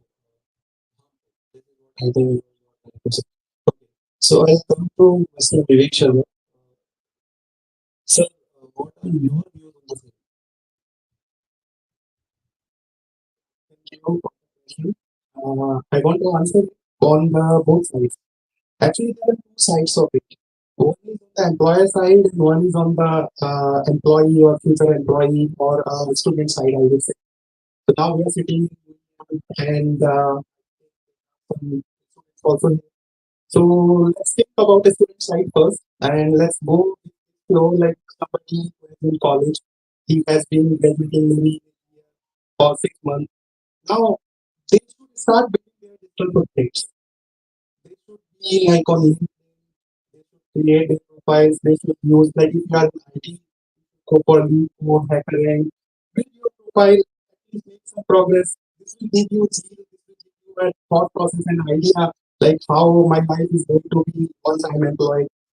This will give you a clarity of like where I am getting into. Maybe once you get in the company and then you realize this is not important.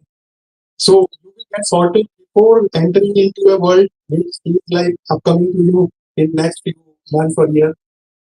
Second thing, like on the employer side, if somebody is coming to us and they have a digital footprint, it gives us an idea of like how mature he is, how his thought process is, how he's thinking about the process.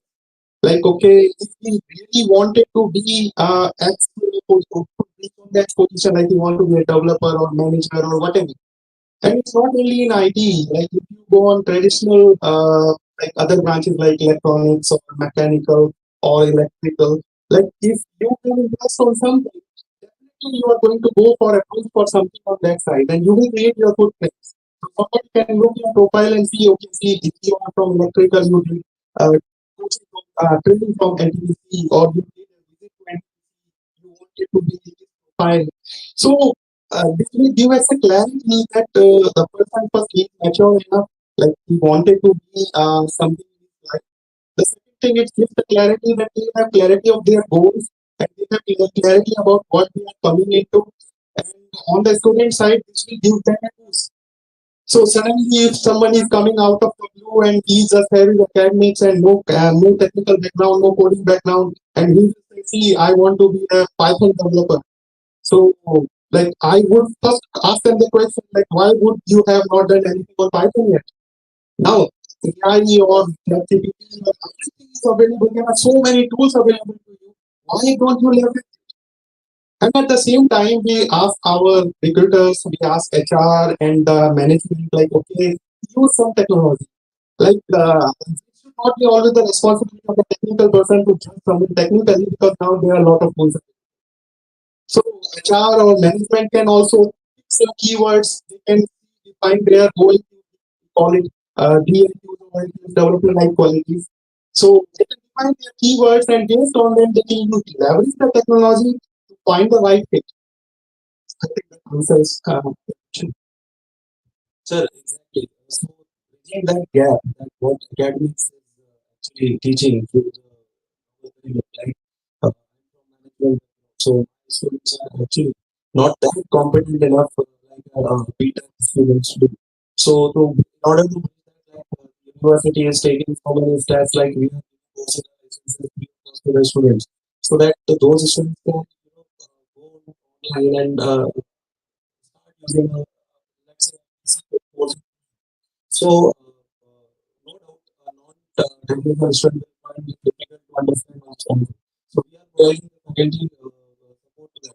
So, this will not make an MBA student equivalent to a B.Tech. But yes, the thing which you said that you are applying for this, what you have done for this particular thing, this question can be answered comfortably. That student will be showing that certificate. So, thank you so much, sir. Now, I'll come to Mr. Abhishek Jain, sir. So my question to you is that what your personal experience about using technology for skill enhancement and career growth?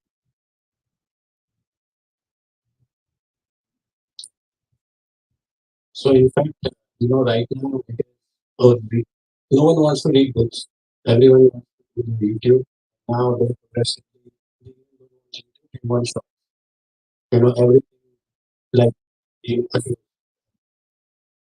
and then that. And definitely, my personal experience also have been starting from the way it was not to use some knowledge in the laptop or to get that sort of a connectivity.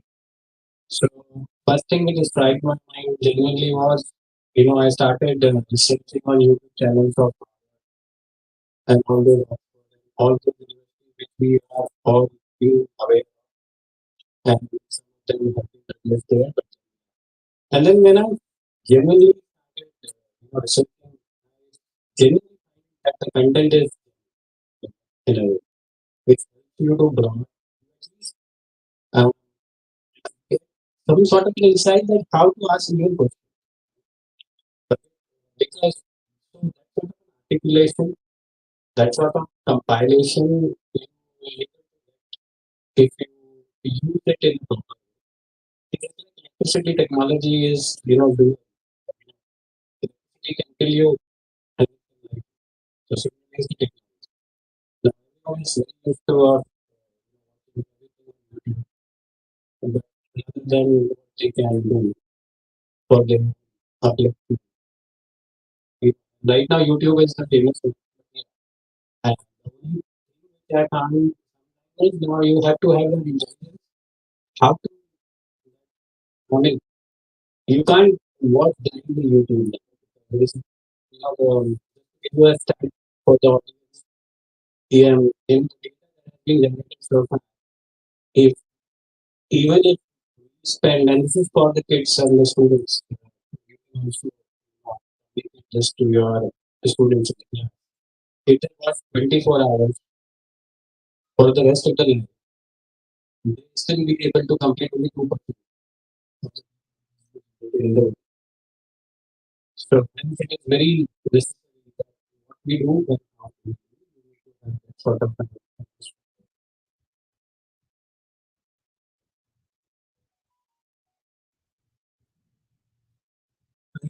so filtration is very important because information overloading is again a problem.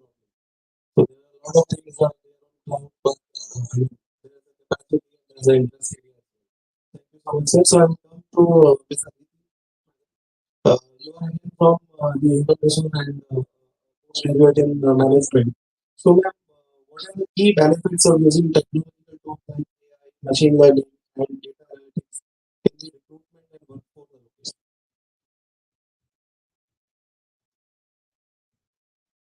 Thank you so much for the question first. Okay.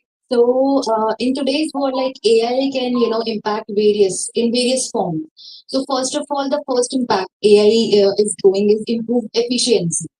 In today's world, there are so many AI tools and machine learning tools in the market, in the industry, and it really helps in improves efficiency and cost saving management. And if I talk about bias reduction is there using AI tools through resume screening and analysis according to the experience, skills. So AI is really helpful in all these areas. So yes, it has a positive impact and has for that.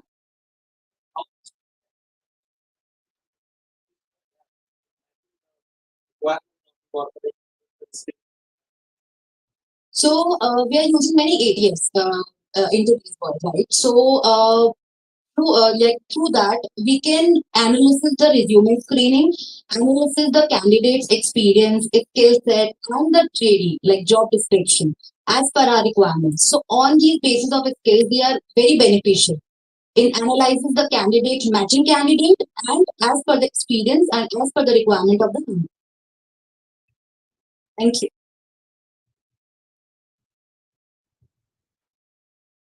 Now I'll come to Madhukar sir.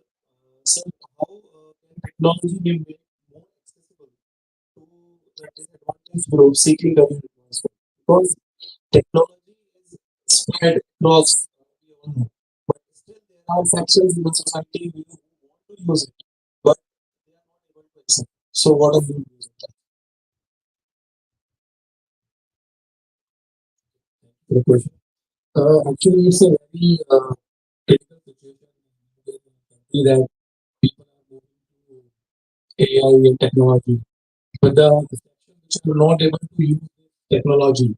So the steps which should be used like more and more users to the technological tools.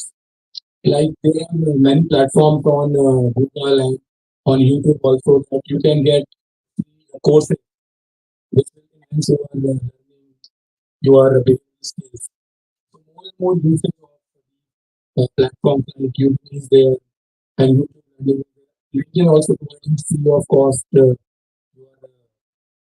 learning towards the potential to these type of informative changes. Apart from this, there are a lot of information like gadgets which we use on mobile.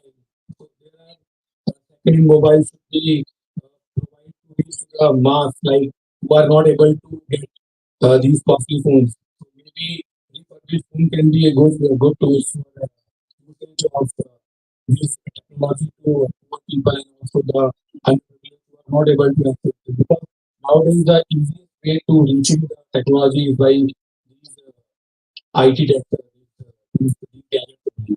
So these are the ways which we can present and improve the capability of the people who are not able to use these tools. Thank you. Thank you, sir. So now come to Rakesh, sir. Sir, a lot has been talked about the positive aspects. Now let us talk about the other side of the coin. That is the challenge and the pitfall. Uh, what are the potential challenges of relying on technology for skill enhancement and career?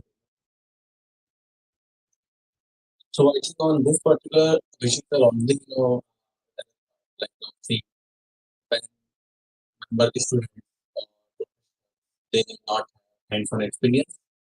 If they are trying to pick earn that, not learn that, they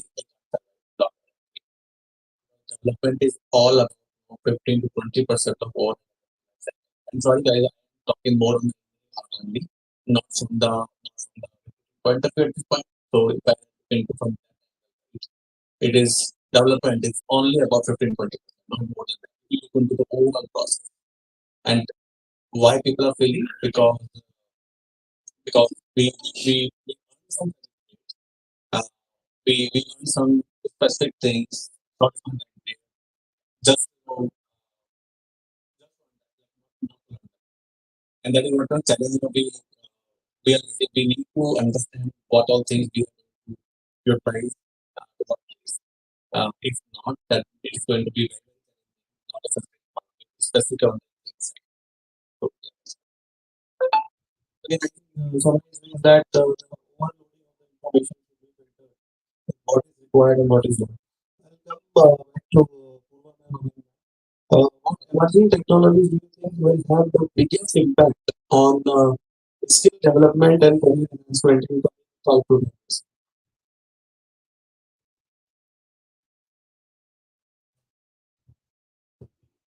First of all, 5 to 10 years is a very long time, and I'm actually witnessing that right now because as the head of HR for a Web3 company where the blockchain engineers are actually building the future of web, the world has changed, and I'm actually at the kind of forefront of it, seeing it, witnessing magic. So here I am based in Jaipur, but my team is spread across 20 plus countries, which is a pretty normal thing. These days, everybody does that. But engineers, blockchain engineers right now, sitting in India, all of 22, 23 are making a salary which somebody in the Bay Area would be making. And this is happening in India, right? How do they make it possible? They can only make it possible if they are actually at the forefront of technology. So I cannot give you a playbook of, hey, these are the 5 things you do, and then next 5 years, boom, you're going to get like a perfect career. That's not going to be possible. Having said that, certain things that will definitely help. Blockchain, massive progression happening in this space. For those of you who are not following it, I would strongly urge you to. The decentralized applications that are being created to create a future which is decentralized, extremely big again. I'm sure you shared a lot in the morning and being the technology, kind of greatest. I'm not a tech person, so just being able to have these conversations, how much it takes for a non-tech person to be able to understand this.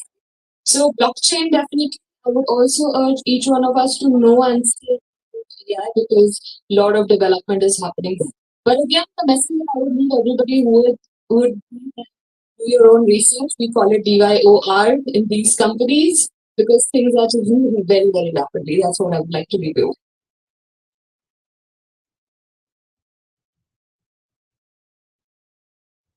Thank you, ma'am. That is why I mentioned that you are a master in commerce and then dealing with the technology. So it's really something that if you are interested in, you can develop the skill for that. So I have a very general question to be asked to all the members, but I'll ask it after the audience. I'll open the session for the audience. If there is any question to be asked to the members. Yes.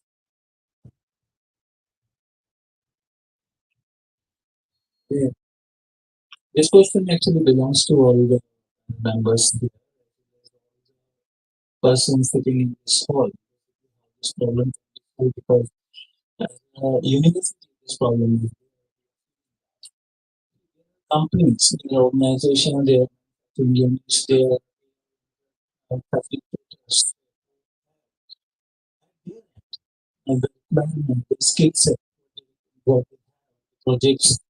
But there is the information uh, taking into account the theme, decoding the future of recruitment, emerging technologies.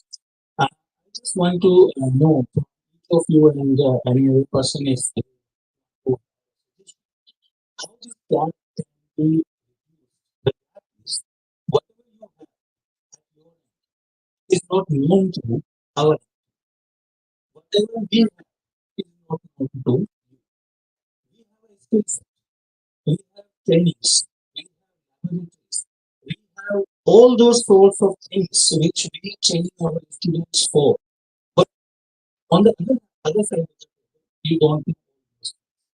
But you have some projects, you have certain things on which you want to employ, you want to take on, but you don't know that these things are available. This is this particular gap.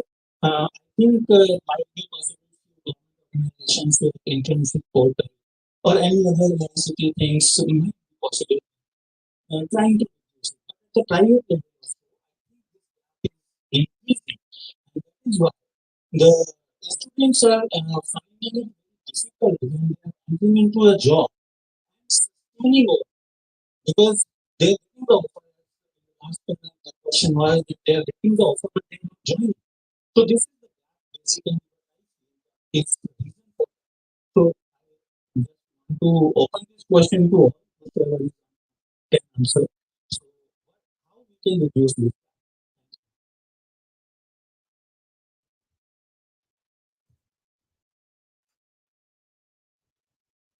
So,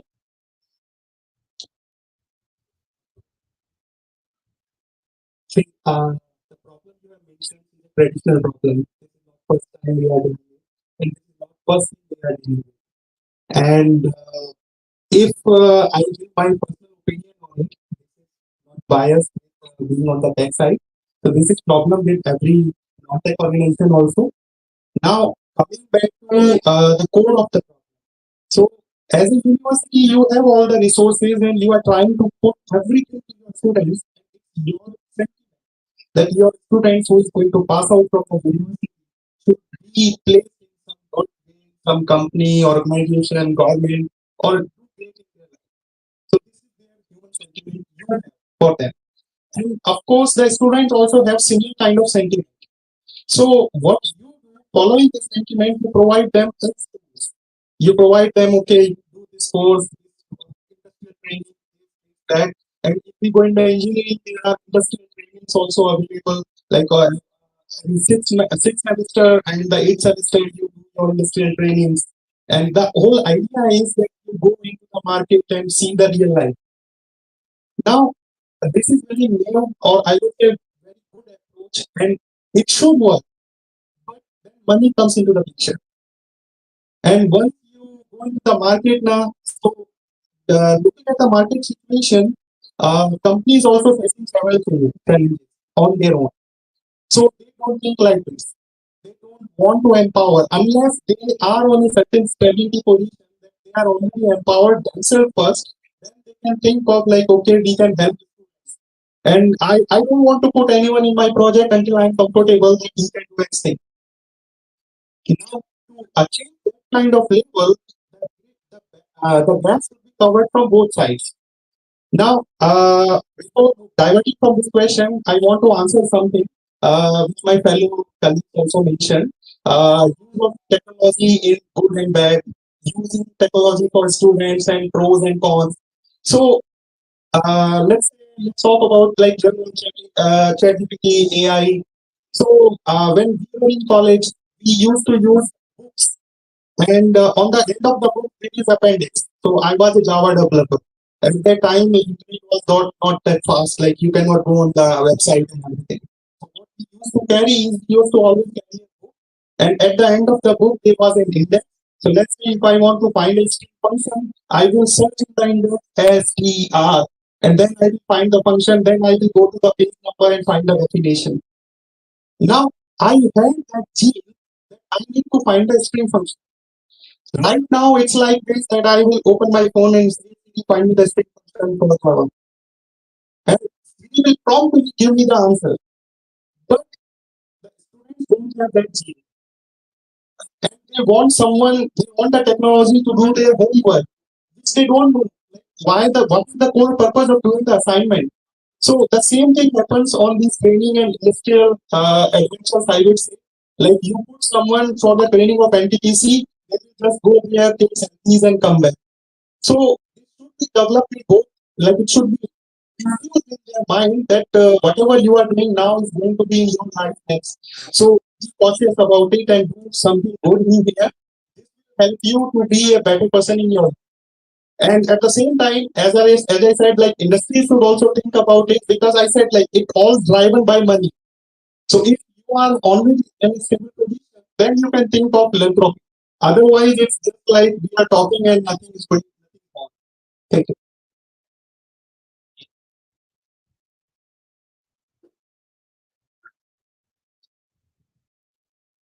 So actually, what you ask is already running in the industry. So for that, you have seen our era, almost 15 years old. There was only one company used to run campus connect program, which is Infosys. Okay. But now, even companies are running such kind of a program for college universities. But the problem where it arises, you are facing the challenges. If you have given a space to one XYZ company, you will not want to entertain other. You should think from the second perspective. Even that company also don't have any challenge. Because that is your premises. And also, they are not going to take all thousands of yours. One company may take 10 students who they are training and they find it relevant after all the programs which were run by the company. They want many premises. Second, might take another one. So by that, the employment can be generated, skill, multi skills can be given to them, and also in your campus only they get practical learning, because in this campus connect program, the practical person will come, not like your teachers. The person, the coder, the programmer, or the head or leads, they will come and even teach your training team members and also the students, and they pull out the folks from those trained people. So that kind of environment you can provide, and that kind of a solution I just thought. Thank you.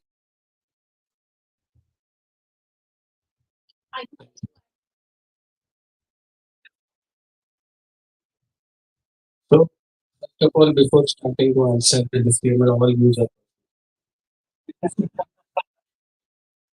because this can be interpreted differently.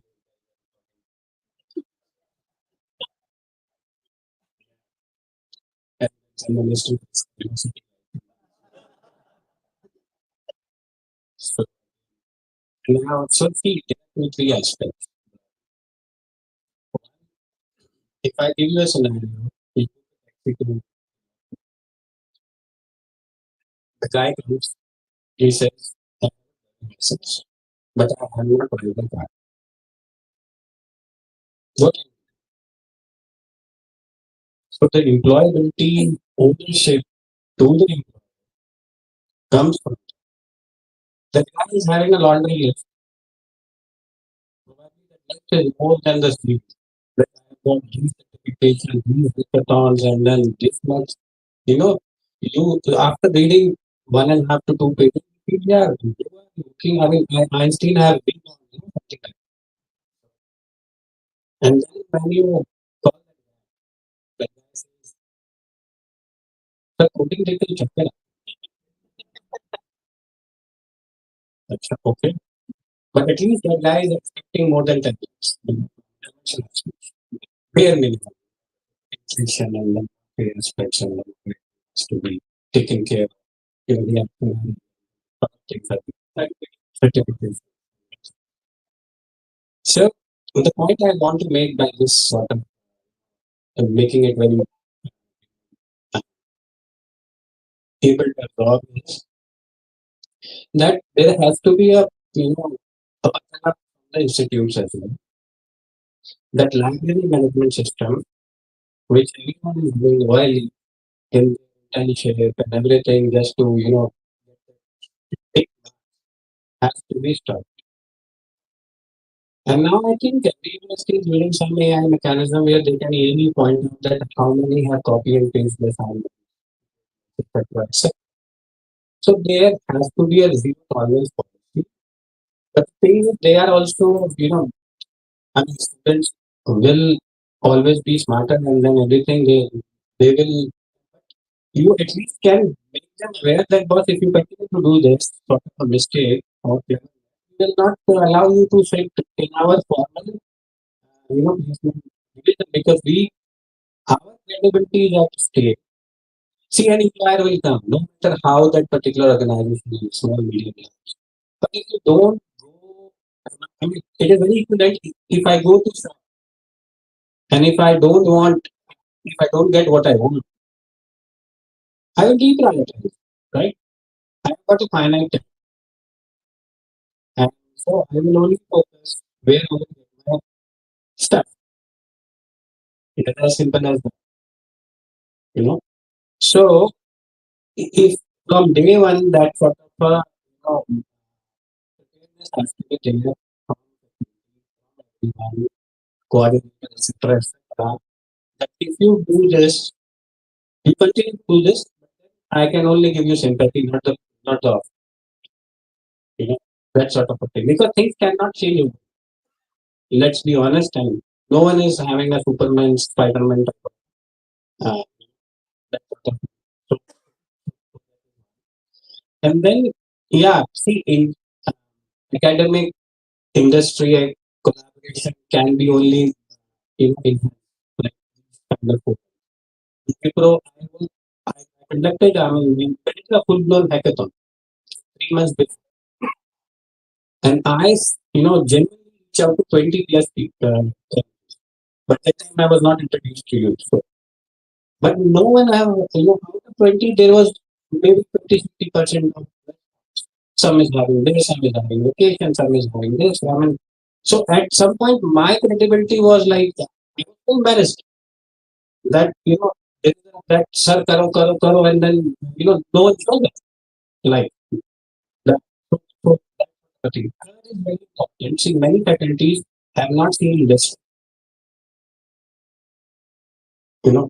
So there has to be some sort of collaboration where they can be invited, they should have that industry visit from campus, something where they themselves can do the hands-on so that they know, and then when they know they can sort of cascade. Otherwise, these all buzzwords, AI, machine learning, everything, they just give the expectation, but then the reality is different. So that's how, in the interest of time, I would like to encourage everyone to, because I can continue on this topic, for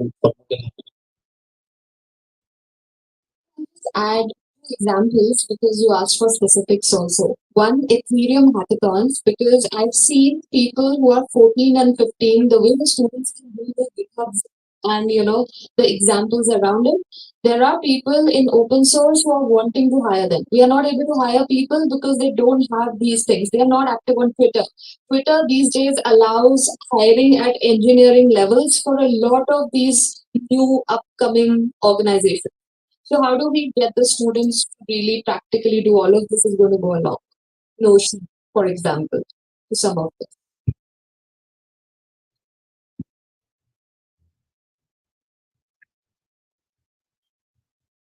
To add whatever the panelists have already elaborated on, I guess all of you will agree onto it. Institute plays a very vital role, in making up the mind of the students in what institute or what organization they are getting associated with. So whenever we have some placements done, so the first mentor is the teacher who will guide them. Is the organization good for them or bad for them? In addition to it, there's a huge difference between expectations and reality. Every student cannot be a first ranker. Somebody or somewhere has to be get placed. But every student wants a package of 10 lakhs. They don't understand the reality of the market scenario. And in this case, the teachers play a very vital role. So my request to all the mentors over here would be, to put students to at least apply for the jobs and to get the jobs as per their expectations. Right now, what is the current scenario is students are just running behind the revenue part. They just want the highest package. They just forego their credibility, they forego their interest, they just want the package. Say, for example, a person who is interested into HR, he will or she will find that there's a good opportunity coming across into HR marketing. They pursue their career in marketing. Later, after 2 years, they'll regret.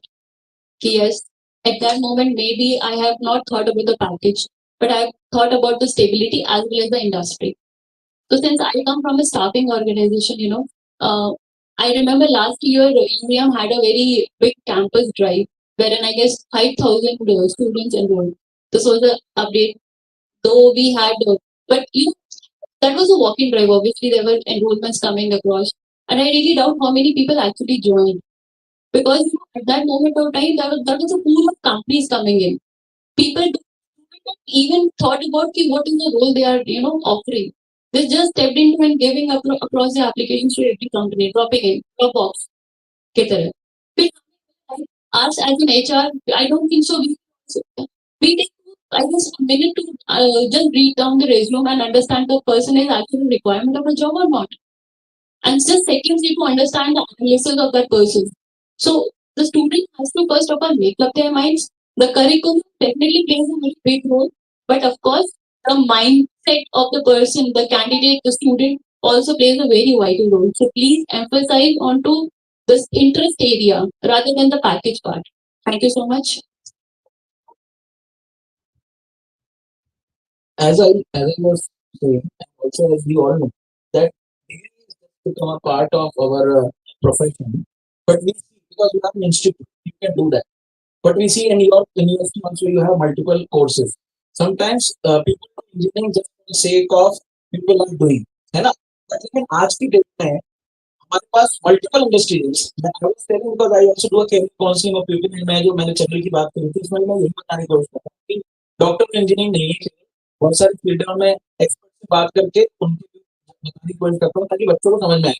But हमने parental fear में या पड़ोसी का बच्चा कर रहा है but क्या होगा आपके पास आने के बाद ठीक है वो पास कर लेगा लेकिन आपको उसका समझ में आ रहा है कि ये बच्चा हर बार एक एवरेज बन रहा है। आप उनकी एक काउंसलिंग सेशन अरेंज करिए, उस काउंसलिंग सेशन में उनसे पूछिए क्या पता आप ही की यूनिवर्सिटी में उसके लिए दूसरी अपॉर्चुनिटी होती तो लेकिन तो आप उसका कोर्स तो चेंज नहीं करा सकते। अगर वो पॉसिबिलिटी है तो करवा दीजिए तो बहुत अच्छी बात है। वो जो इंटरेस्ट होगा ना जैसे क्योंकि ये अब ये इसलिए आप देख होंगे कि काउंसलिंग वाला जो सेक्टर है बहुत boom कर रहा है आजकल क्योंकि लोगों को अब समझ में आ रहा है कि वो एरा गया जो आप पेरेंट्स भी आजकल स्मार्ट हो गए हैं वो भी समझने लग गए हैं इस चीज को। तो एक आप काउंसलिंग वाला भी पार्ट ऐड कर सकते हैं अपने इसमें कि वो जो जिस industry में बच्चा इंटरेस्टेड है जैसे मैंने बोला कि उसको एचआर में था बाद में पता चला वहाँ पे क्योंकि क्या होगा वहां पे वो पैकेज नहीं दिखेगा। जैसे कोई फोटोग्राफी में इंटरेस्टेड है अगर हम देखते हैं बड़े बड़े फोटोग्राफर्स हैं पेंटर्स हैं एंकर्स हैं उनको पता है एंकरिंग में भी बहुत अच्छा है अब आजकल मास मीडिया के अलावा कुछ नहीं तो पहले तो हर आदमी डिग्री रिपोर्ट नहीं कर रहा था अब आजकल वहां पे भी डिग्री चाहिए तो वो सारी चीजें आप उसको काउंसलिंग के थ्रू ऐड कर सकते हैं that's my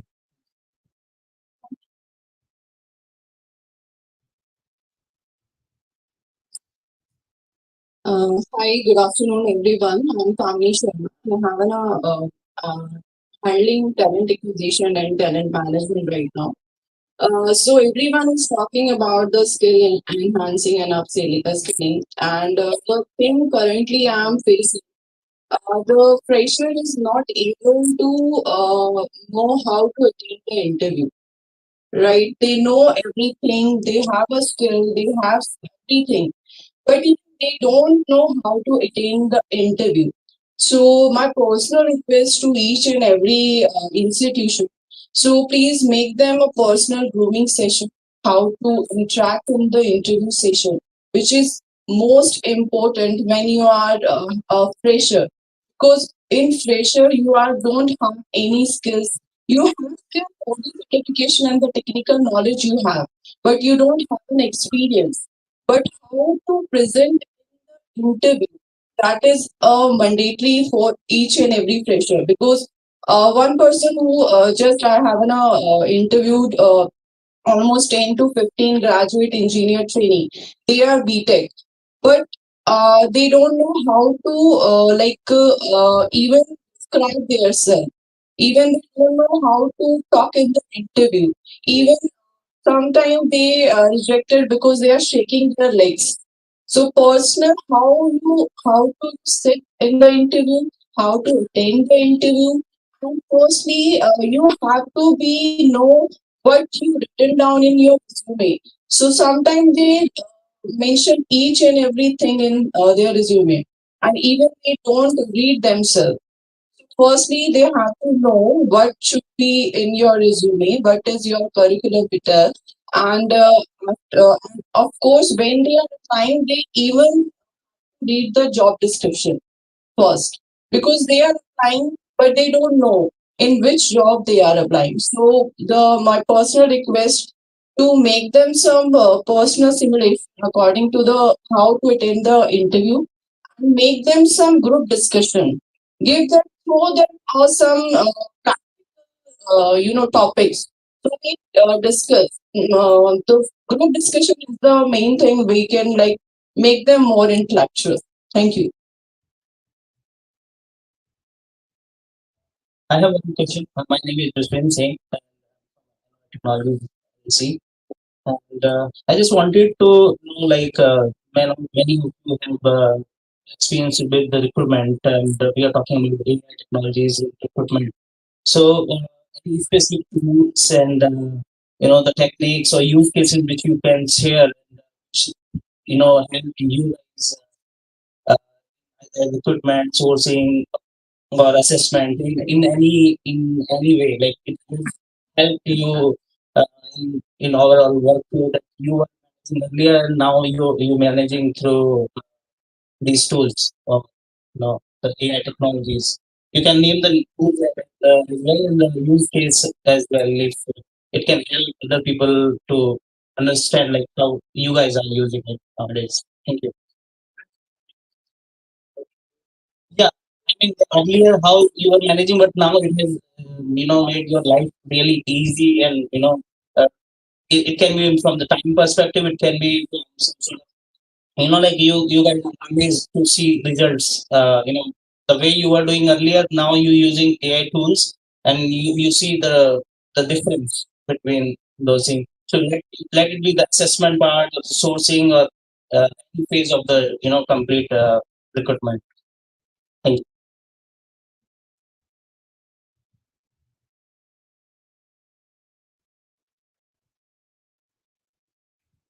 So if you talk about AI assessments, there are a lot of companies who are giving tool platform for PI assessment, for AI artificial intelligence, and for psychometric assessment. So earlier we used to do psychometric assessment to analyze about the behavioral competencies of any candidate, how he will succeed or not. It's not depend on at that time of the interview only, but that behavioral aspect of PI, perform personal identification, and it will give you an idea about this critical thinking. So nowadays we are using more cognitive skills, and we are target like we are into the NBFC industry. So we are basically working in a sales environment where you have to be target focused. So whenever we hire somebody at down the level, sales, his approach is to be achieving target in the performance criteria of 3 months or 4 months. Because basically in sales company you need to be achieve your target and you need to achieve the business target, sales figures. So at that level and down the line, the main basic is there target accomplishment. And at the level of team building profile, where you have to be analyze the how you will group the team, motivate them to achieve the target. So the critical thinking part, their cognitive skills, behavior, how they should behave with your staff. You can't be like harsh with anybody who's not achieving this target. You have to motivate them. You can't say every time that you have not achieved this main target because you are the only motivator and you can say they are role model also. So the HR part, in terms of interviews, I talk about many candidates come like talk about they only believe in handling money. So by these tools, we give them a sense of yeah, that we are focused for your growth. We are giving report to their actually their department head. That this performance of their report is that they are good in critical thinking. They are very focused on social networking because more and more you have to be in sales, have to be communicate and coordinate with people down the line.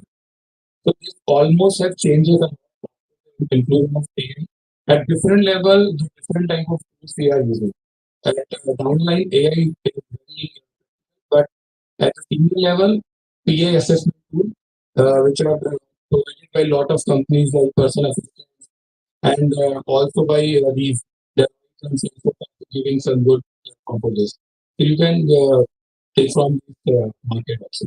But these are very useful.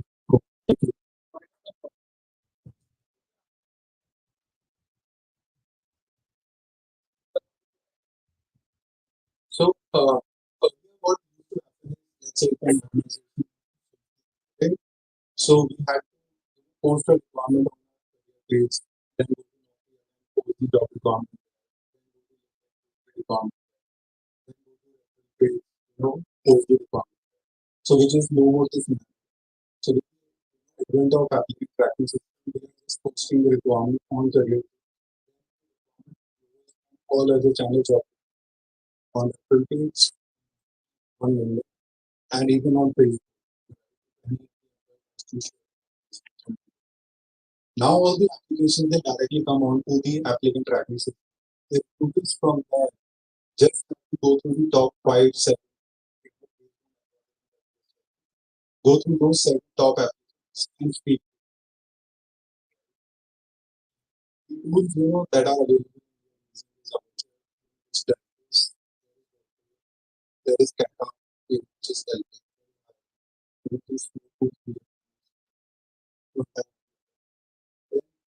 moving applicant has been shortlisted assignments to check the tools are simple. These are available. One and according I'll take 30 more seconds. I will not talk about as a start already talked about, but I'd like to discuss data. Use Slack by chance. I'm not here to promote any tool, let me be very honest. Okay. Anyone? Disclaimer. Okay. And the Slack is having an unbounded power. No doubt. It is really and the leadership can control the communication with their colleagues, with their partners, with their customers, with their any number of things that people do.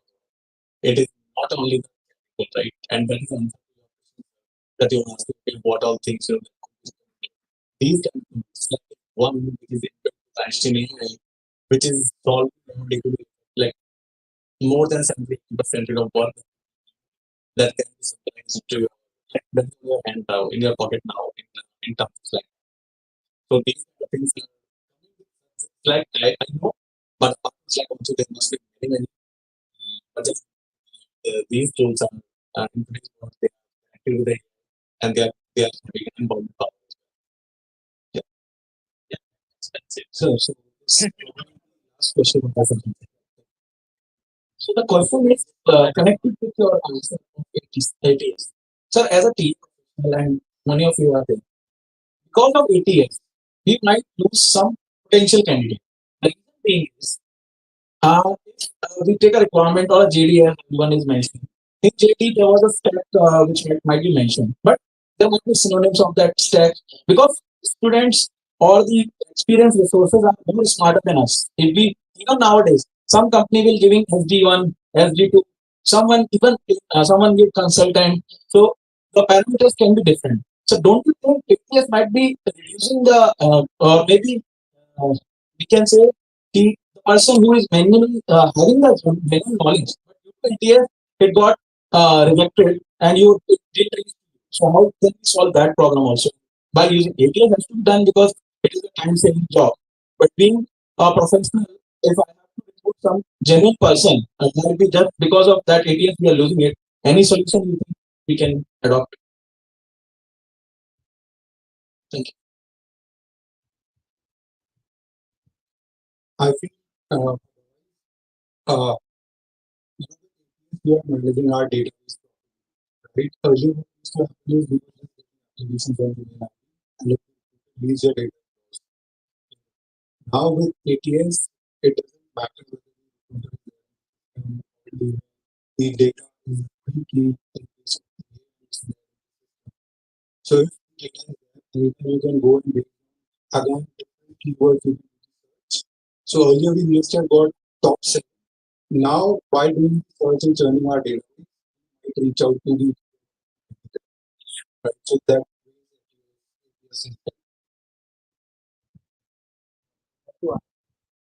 yes,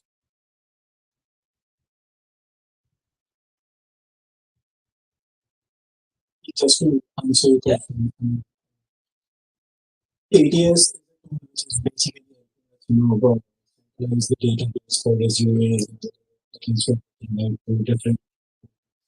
But then again, you can not filter out, let's say, 500 or 1,000 candidates for a particular position wherein we are just a single opening. Right? Let's take an example of a technical manager in the technical team. Uh, we will not be able to filter out all the 1,000 applicants which we are getting. Right? So, ATS is basically helping on in terms of getting the highly qualified candidate which has been matching with the JD skill set you mentioned we are customized, right? At the same time, we can have a number of customizations and a lot of automations to set it for one time and then it would be going ahead for the entire recruitment funnel. So I think it is looking very well. Point was valid that maybe there are slight chances we can lose a potential candidate for the particular opening, but again, ATS is something simplifying our job, and we have to take that risk to lose at least one or two candidates. Definitely, will be getting more reliable candidates uh, for the one we are having. So yeah, there are chances, but again, it's pretty helpful.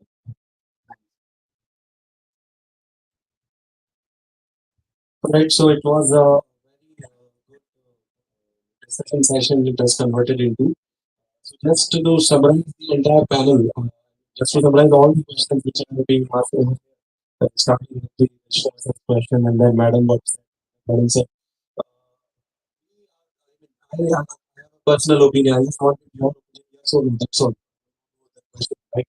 So the thing is that along with the placement training, can we add something like every year, for example, 4 years of BTech, so after the end of first year, we can have a demo sort of interview through the HR executives of the different companies.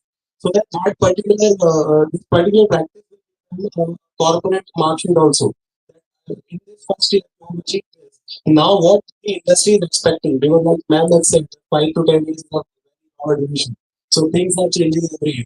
So by the end of fourth year, the student will be having a complete idea of what is expected from me when we are actually going for the interview. So will that work to solve this problem? Yes, yes or no? No. So the problem.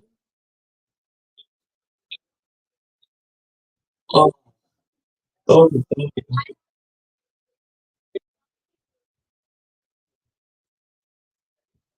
Something is better than nothing. We have to start small, but this is a good practice. I mean, the more they practice, the better they become. But it also has to be a part of their everyday. I think that's right.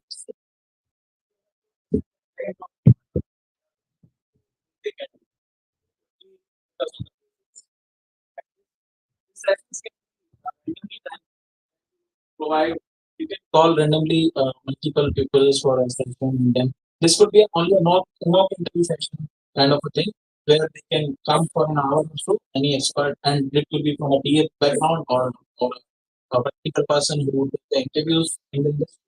They can come, they first take interviews of 10 15 students, and then they uh, give the assessment so they also and by that they, but in the final year so that because after go for the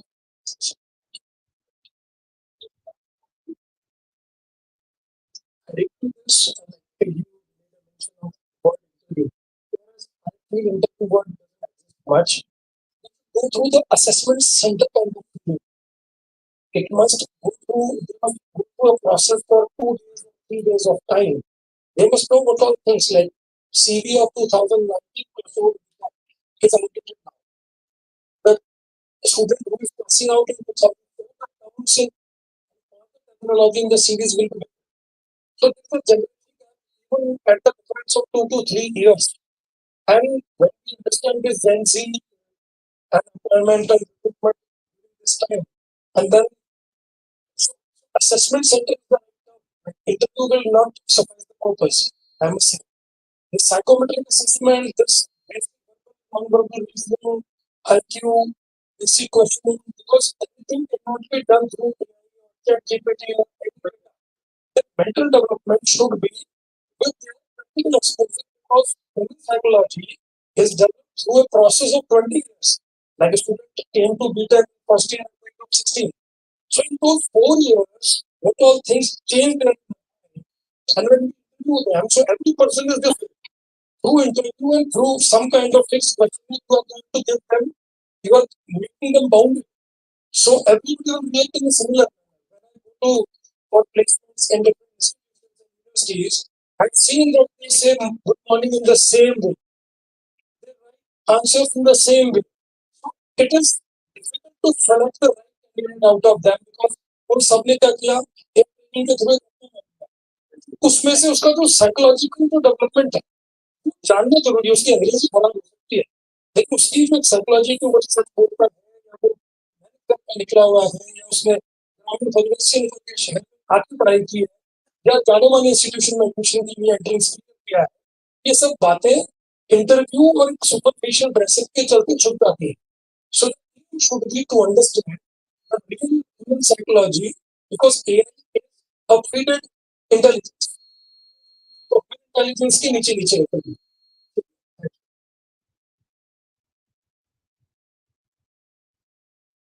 Thank you so much, all the panel members.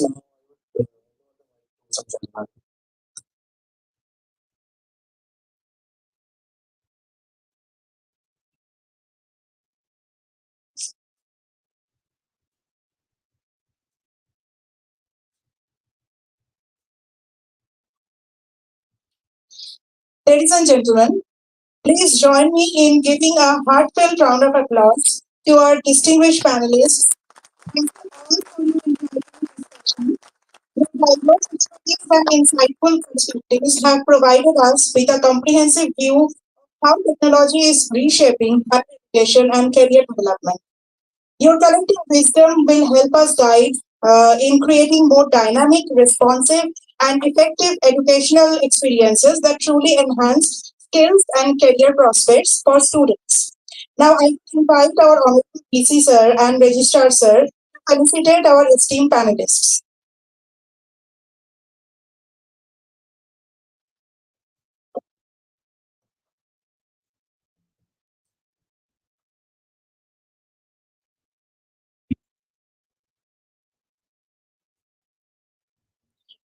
So, our Registrar Sir and PC Sir is felicitating Abhishek Jain, Practice Health Sustainability and Solution, Industry 4.0, Wipro Limited.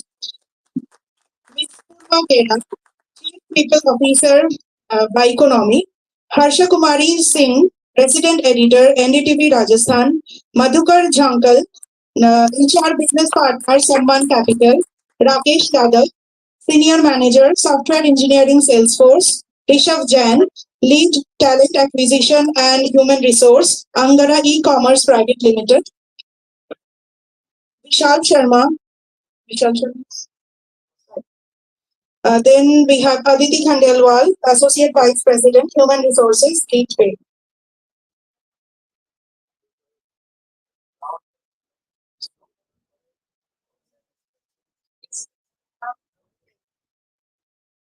So our panel moderator, Dr. Rahul Sharma, Interim President of Management Unit, Jaipur. हाँ बोल. Same, I don't.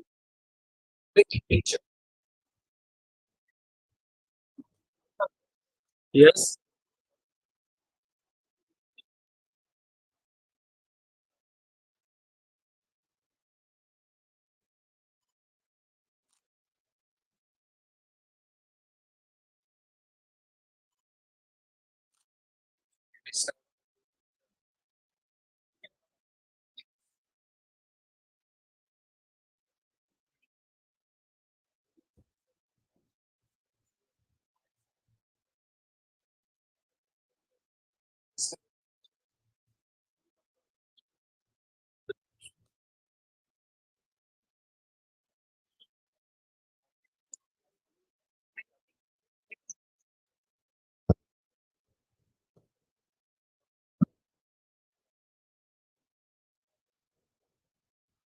So now we have reached to the last but not the least exciting segment.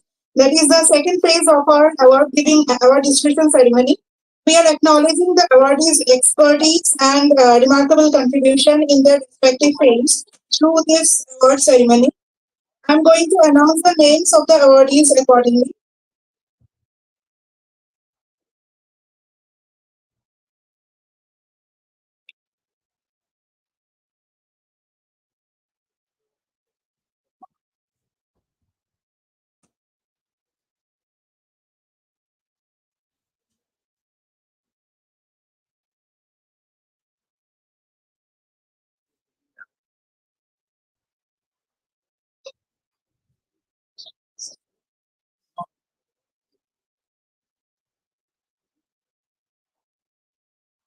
The awards is ready.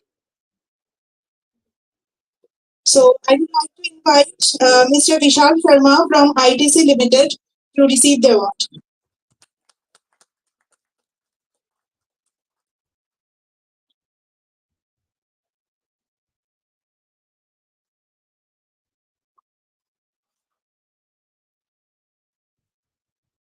Next, I would invite Avinav Singh from Transform Hub Private Limited.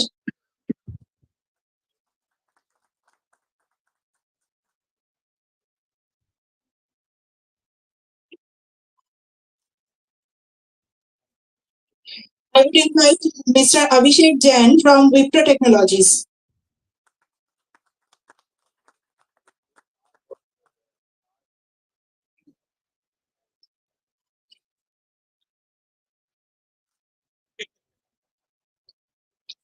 Mr. Abhishek Kumar Sharma from SBI Life Insurance Company Limited.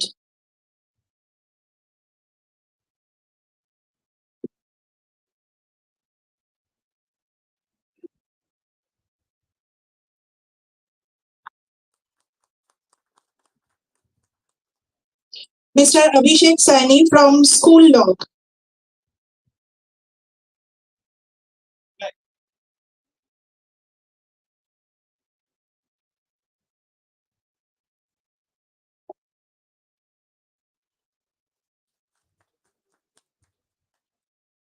Ms. Aditi Khandelwal from Deepway.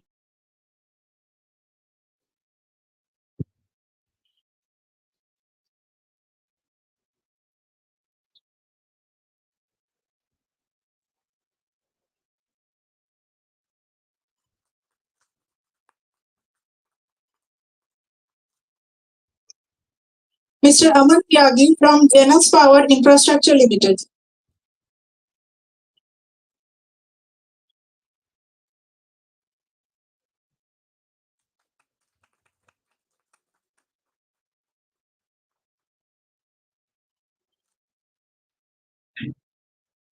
Ms. Anjana Sharma from Start with Basics Private Limited.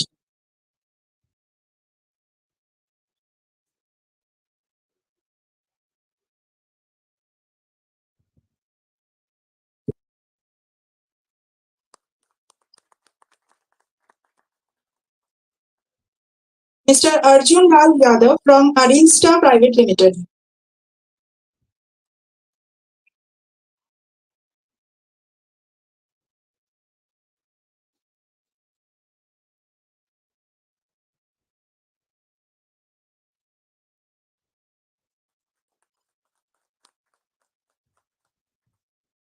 Mr. Arun Kumar Singh from Ardent Telecom Infra Projects Limited.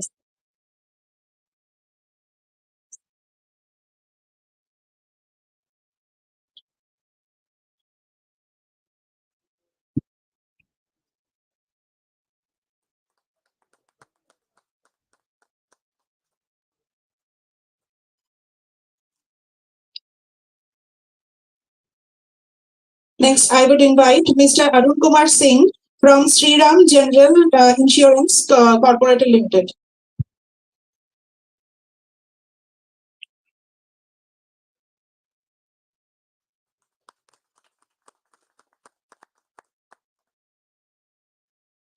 Mr. Ashish Malik from Soft Hunters Technology Private Limited.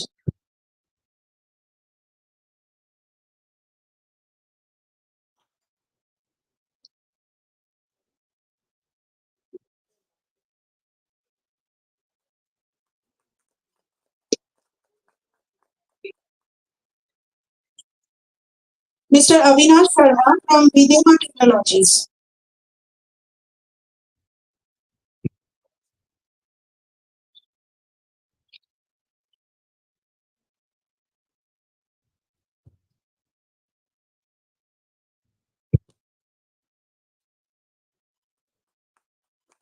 Now, I would like to call on stage Mr. Dinesh Kumar from Dubai Technologies.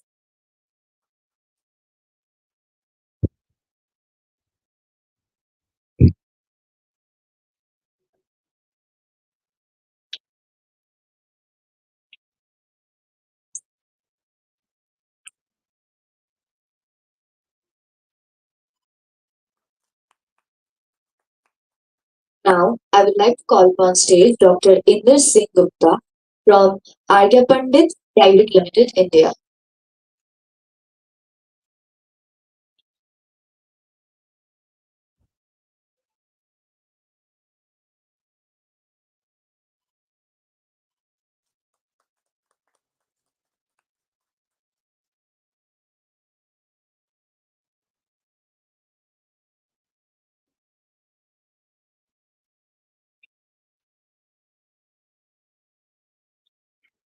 Ms. Harsha Kumari Singh from NDTV Rajasthan.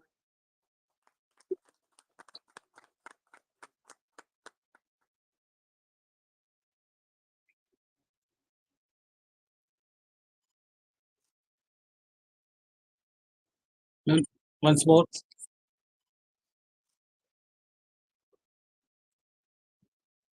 Hina Khera from APPN Web Technologies.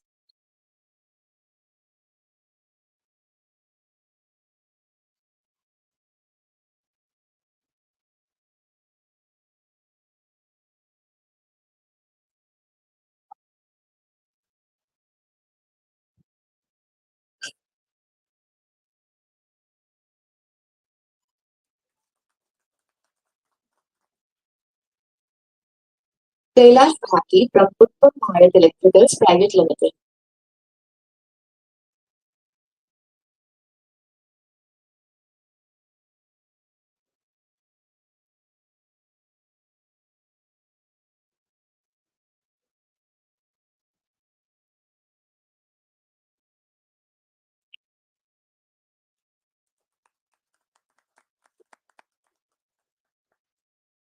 Mr. Kuldeep Singh from Pakras Healthcare Private Limited.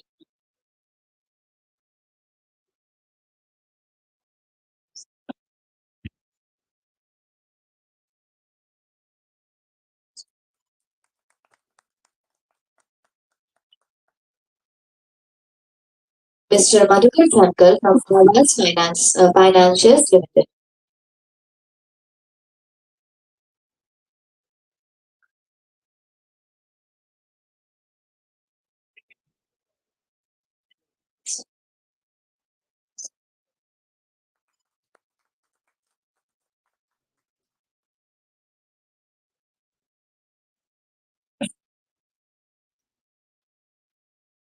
Ms. Medha Bihal from Instant Travel. Mm.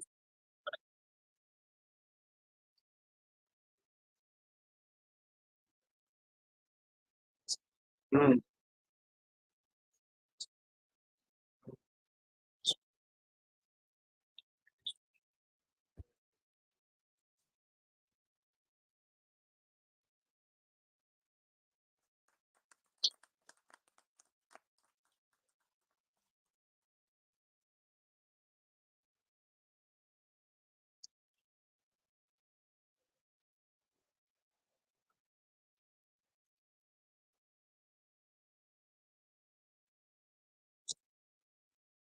Continue. Plus again, Mr. Mohit Sharma from Alphonic Network Solutions Private the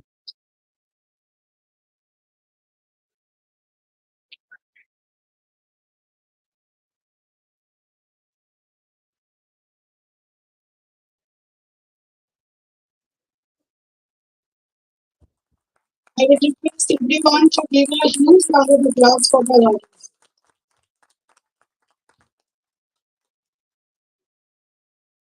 Ms. Monica Sharma, Quest Corporated Limited.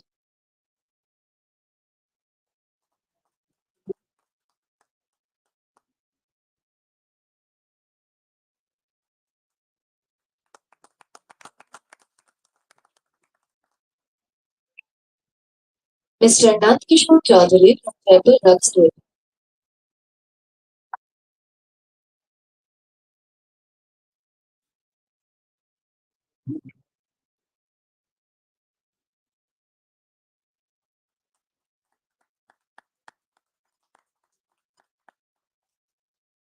Mr. Naveen Garg from Nika India Private Limited.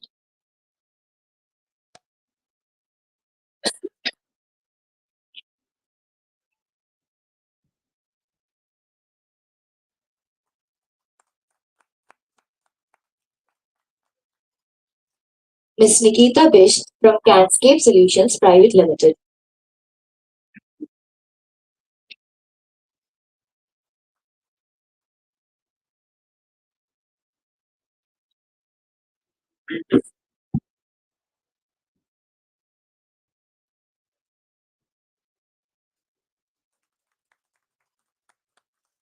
Ms. Nisha Sani from Auriga IT Consulting Private Limited.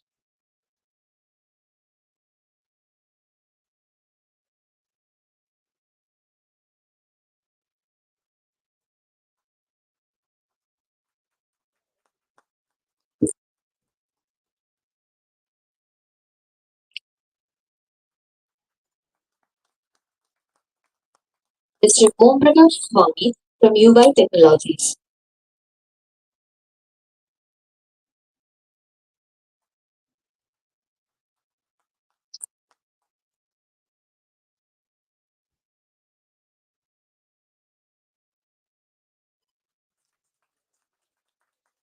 Mr. Pavan Godara from Dogma Soft Limited.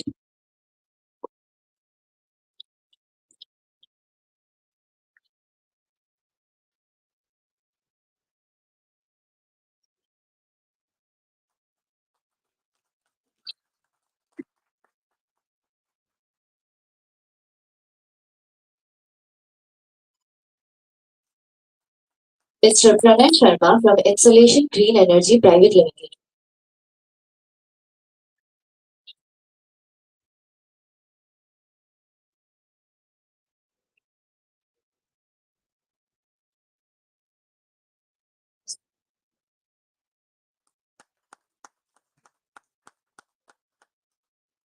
Ms. Priyanka Goal from True Value Infosoft Private Limited.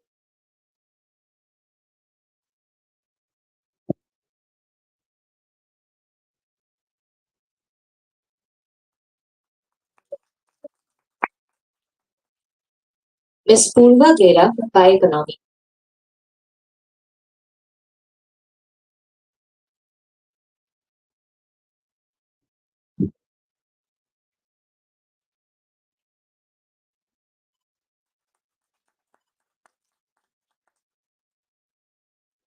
Mr. Rajat Goswami from Optifel Enviro Private Limited.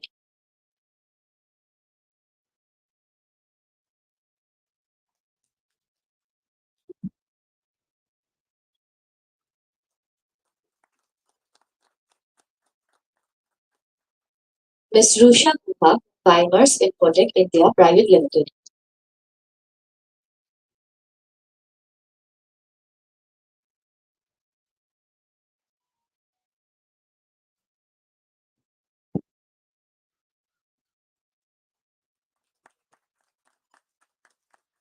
Mr. Sridhar Biani from Supreme Electricals Private Limited.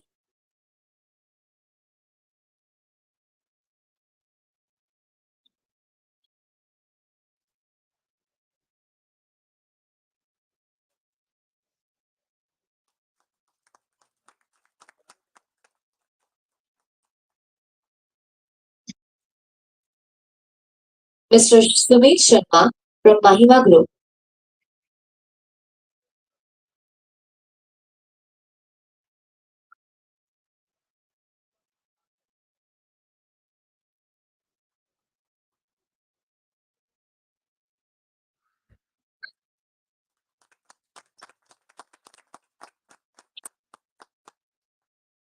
Mr. Surendra Bajaj from Shree Transformers.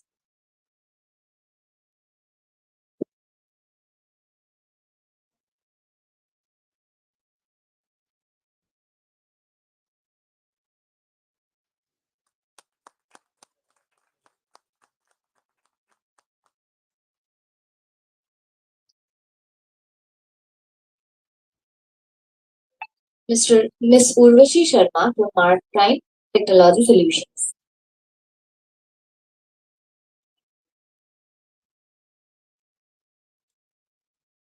हाँ बोलो हाँ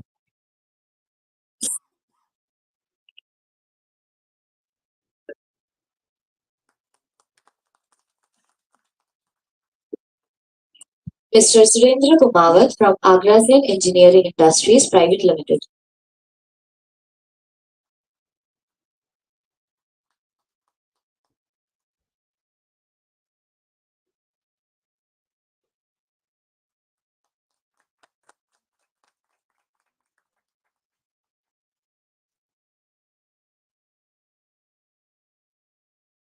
Ms. Vandana Vyas and Mr. Bipin Srivastava from Jaipur Manufacturing Private Limited.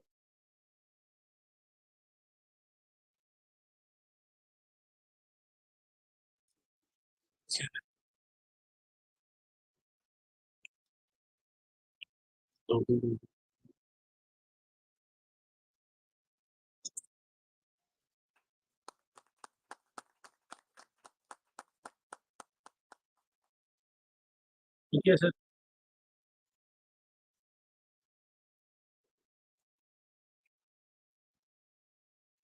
Okay. Mr. Vishwendra Singh Rajput from NOI Technologies LLC.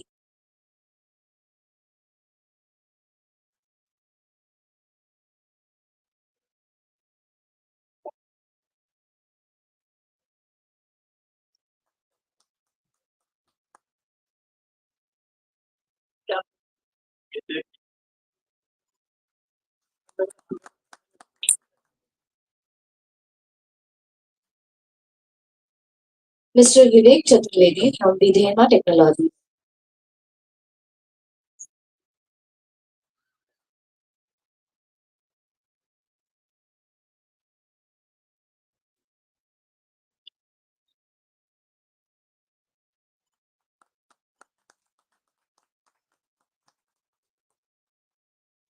Ms. Yamini Sharma from Business IT Solutions.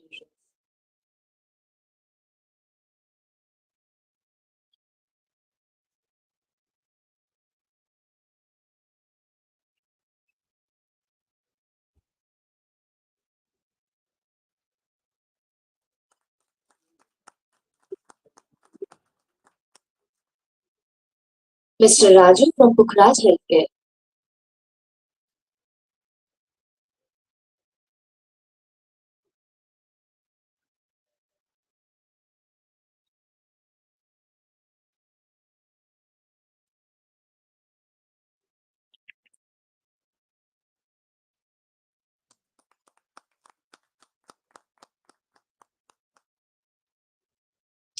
Mr. Manish Gupta from Insulation Green Energy Private Limited.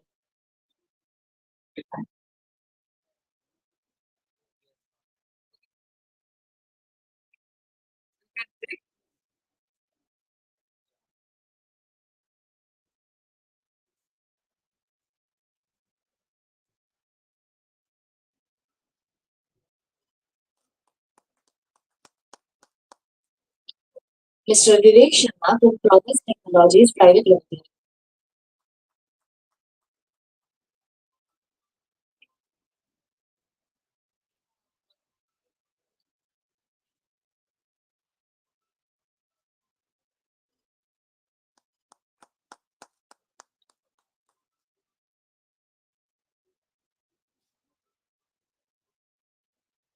Mr. Rohan Bajaj from Electronet.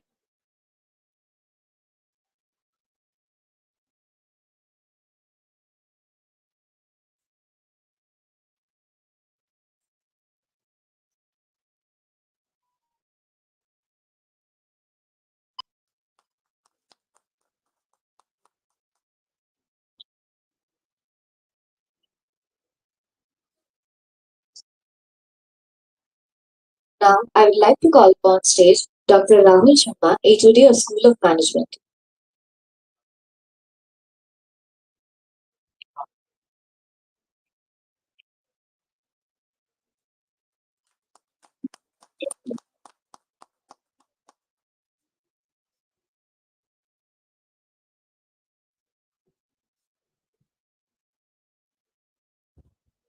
I would ask to the participants if anybody is missed out who are present here but we haven't called the name. Not done.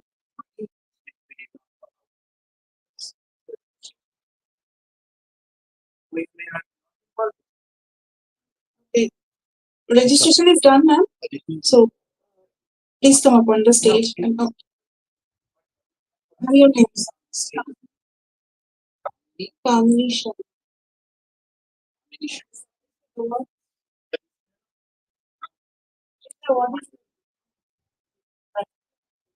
We are very sorry, ma'am. I will call upon stage Ms. Kamini Sharma. yes.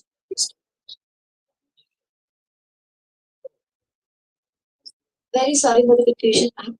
I would like to call upon stage Ms. Kamini Sharma from Mayur Unicoders Limited.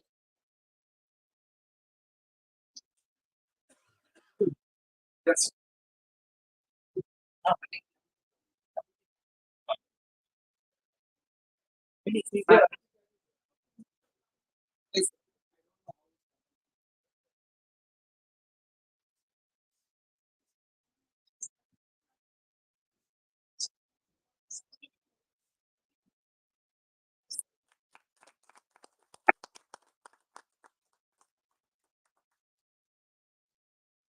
Now, I would like to call upon stage Ms. Aditi Tyagi from Cellular Technologies.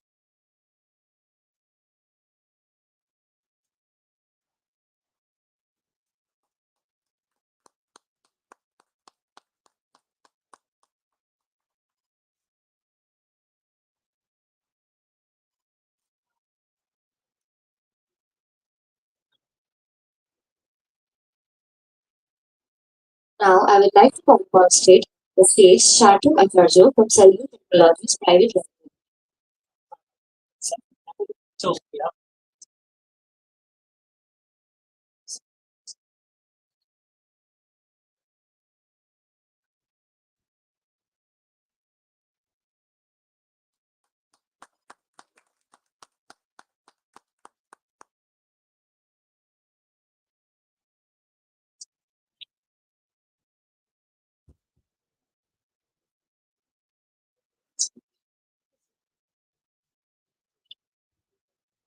Thank you so much, everyone, for your patience and time.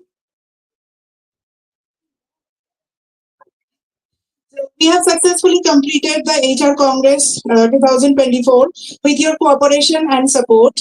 Now, I would like to invite our Honorable Associate Dean Academics and Foreign Relations, Professor Dr. Mukesh Yadav, to deliver the vote of thanks.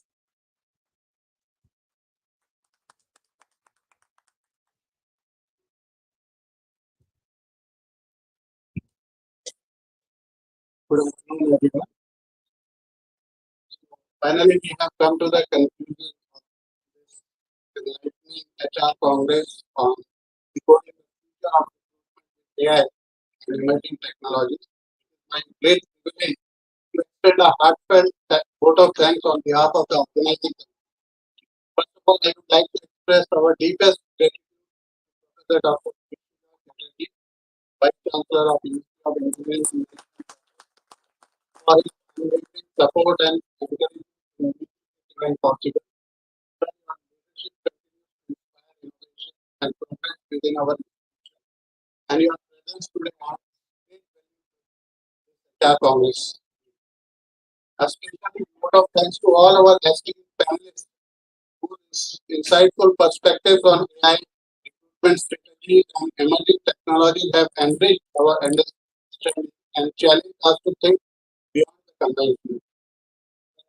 And discussions we had were truly a masterclass in decoding the future of recruitment, and we are immensely grateful to all the panelists for your time and expertise. I would also like to take this opportunity to thank the placement organizing team, including Amish Vishwanathan, Sachin Pandey, sir, Pankaj Singh, sir, Radha Prakash, Anil Pandey, Vijay Banerjee, Jyoti, for Neha ma'am, and all the placement coordinators for their meticulous planning and seamless execution of this event. Your hard work behind the scenes is what ensures the success of today's event. A big thank you to our anchors, our faculty members, Professor Sanchari Bhasan, and BCA second year student groups who is getting trained under guiding us through the proceedings with such a poise and professionalism. I'm getting trained under her. You kept the energy alive and audience promoted. Finally, congratulations to all the winners of the award ceremony. Your achievements today are a testament to the innovation and excellence that continue to drive our industry forward. Once again, thank you everyone who participated both on stage and behind the scenes also, especially Mr.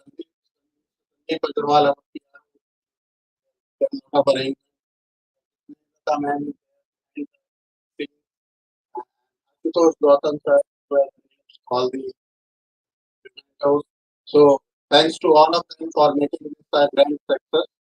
We hope this session will inspire new possibilities in the realm of recruitment has been exciting. Mr. Manish Sahu, he helped us bringing in many of the people. And I'm very thankful to Mr. Manish Sahu. All panelists, but he specifically was there in the organizing committee right from the beginning. Already associated with us for the last 2 years. Thank you for your association with Jaipur. Last I'm sorry for last time. Obliged for all the grateful things you have done for university, for our students. And thank you everyone. Thank you to all the associate deans. Thank you to our registrars for standing us as a strong pillar for always motivating and making such events happen in our university. Thank you once again to each and every one of you for your contribution. Very delicious lunch is waiting for all of you to kindly join us for the lunch. let them decide the deliciousness. Thank you. Join us for a lunch. So the lunch is served in the same place where you have the breakfast. So please join us.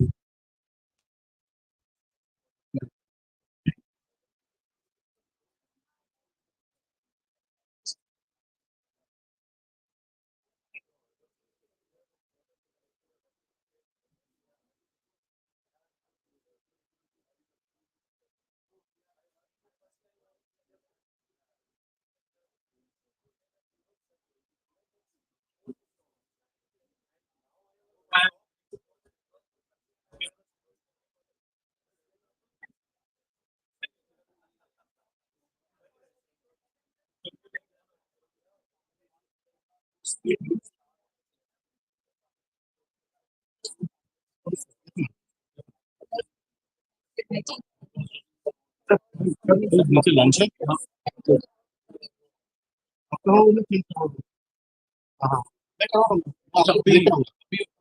चार बजे तक आ जाए मैं आपको sir बता दूँ sir ये live करो ठीक ठीक फेसबुक लाइव चल रहा है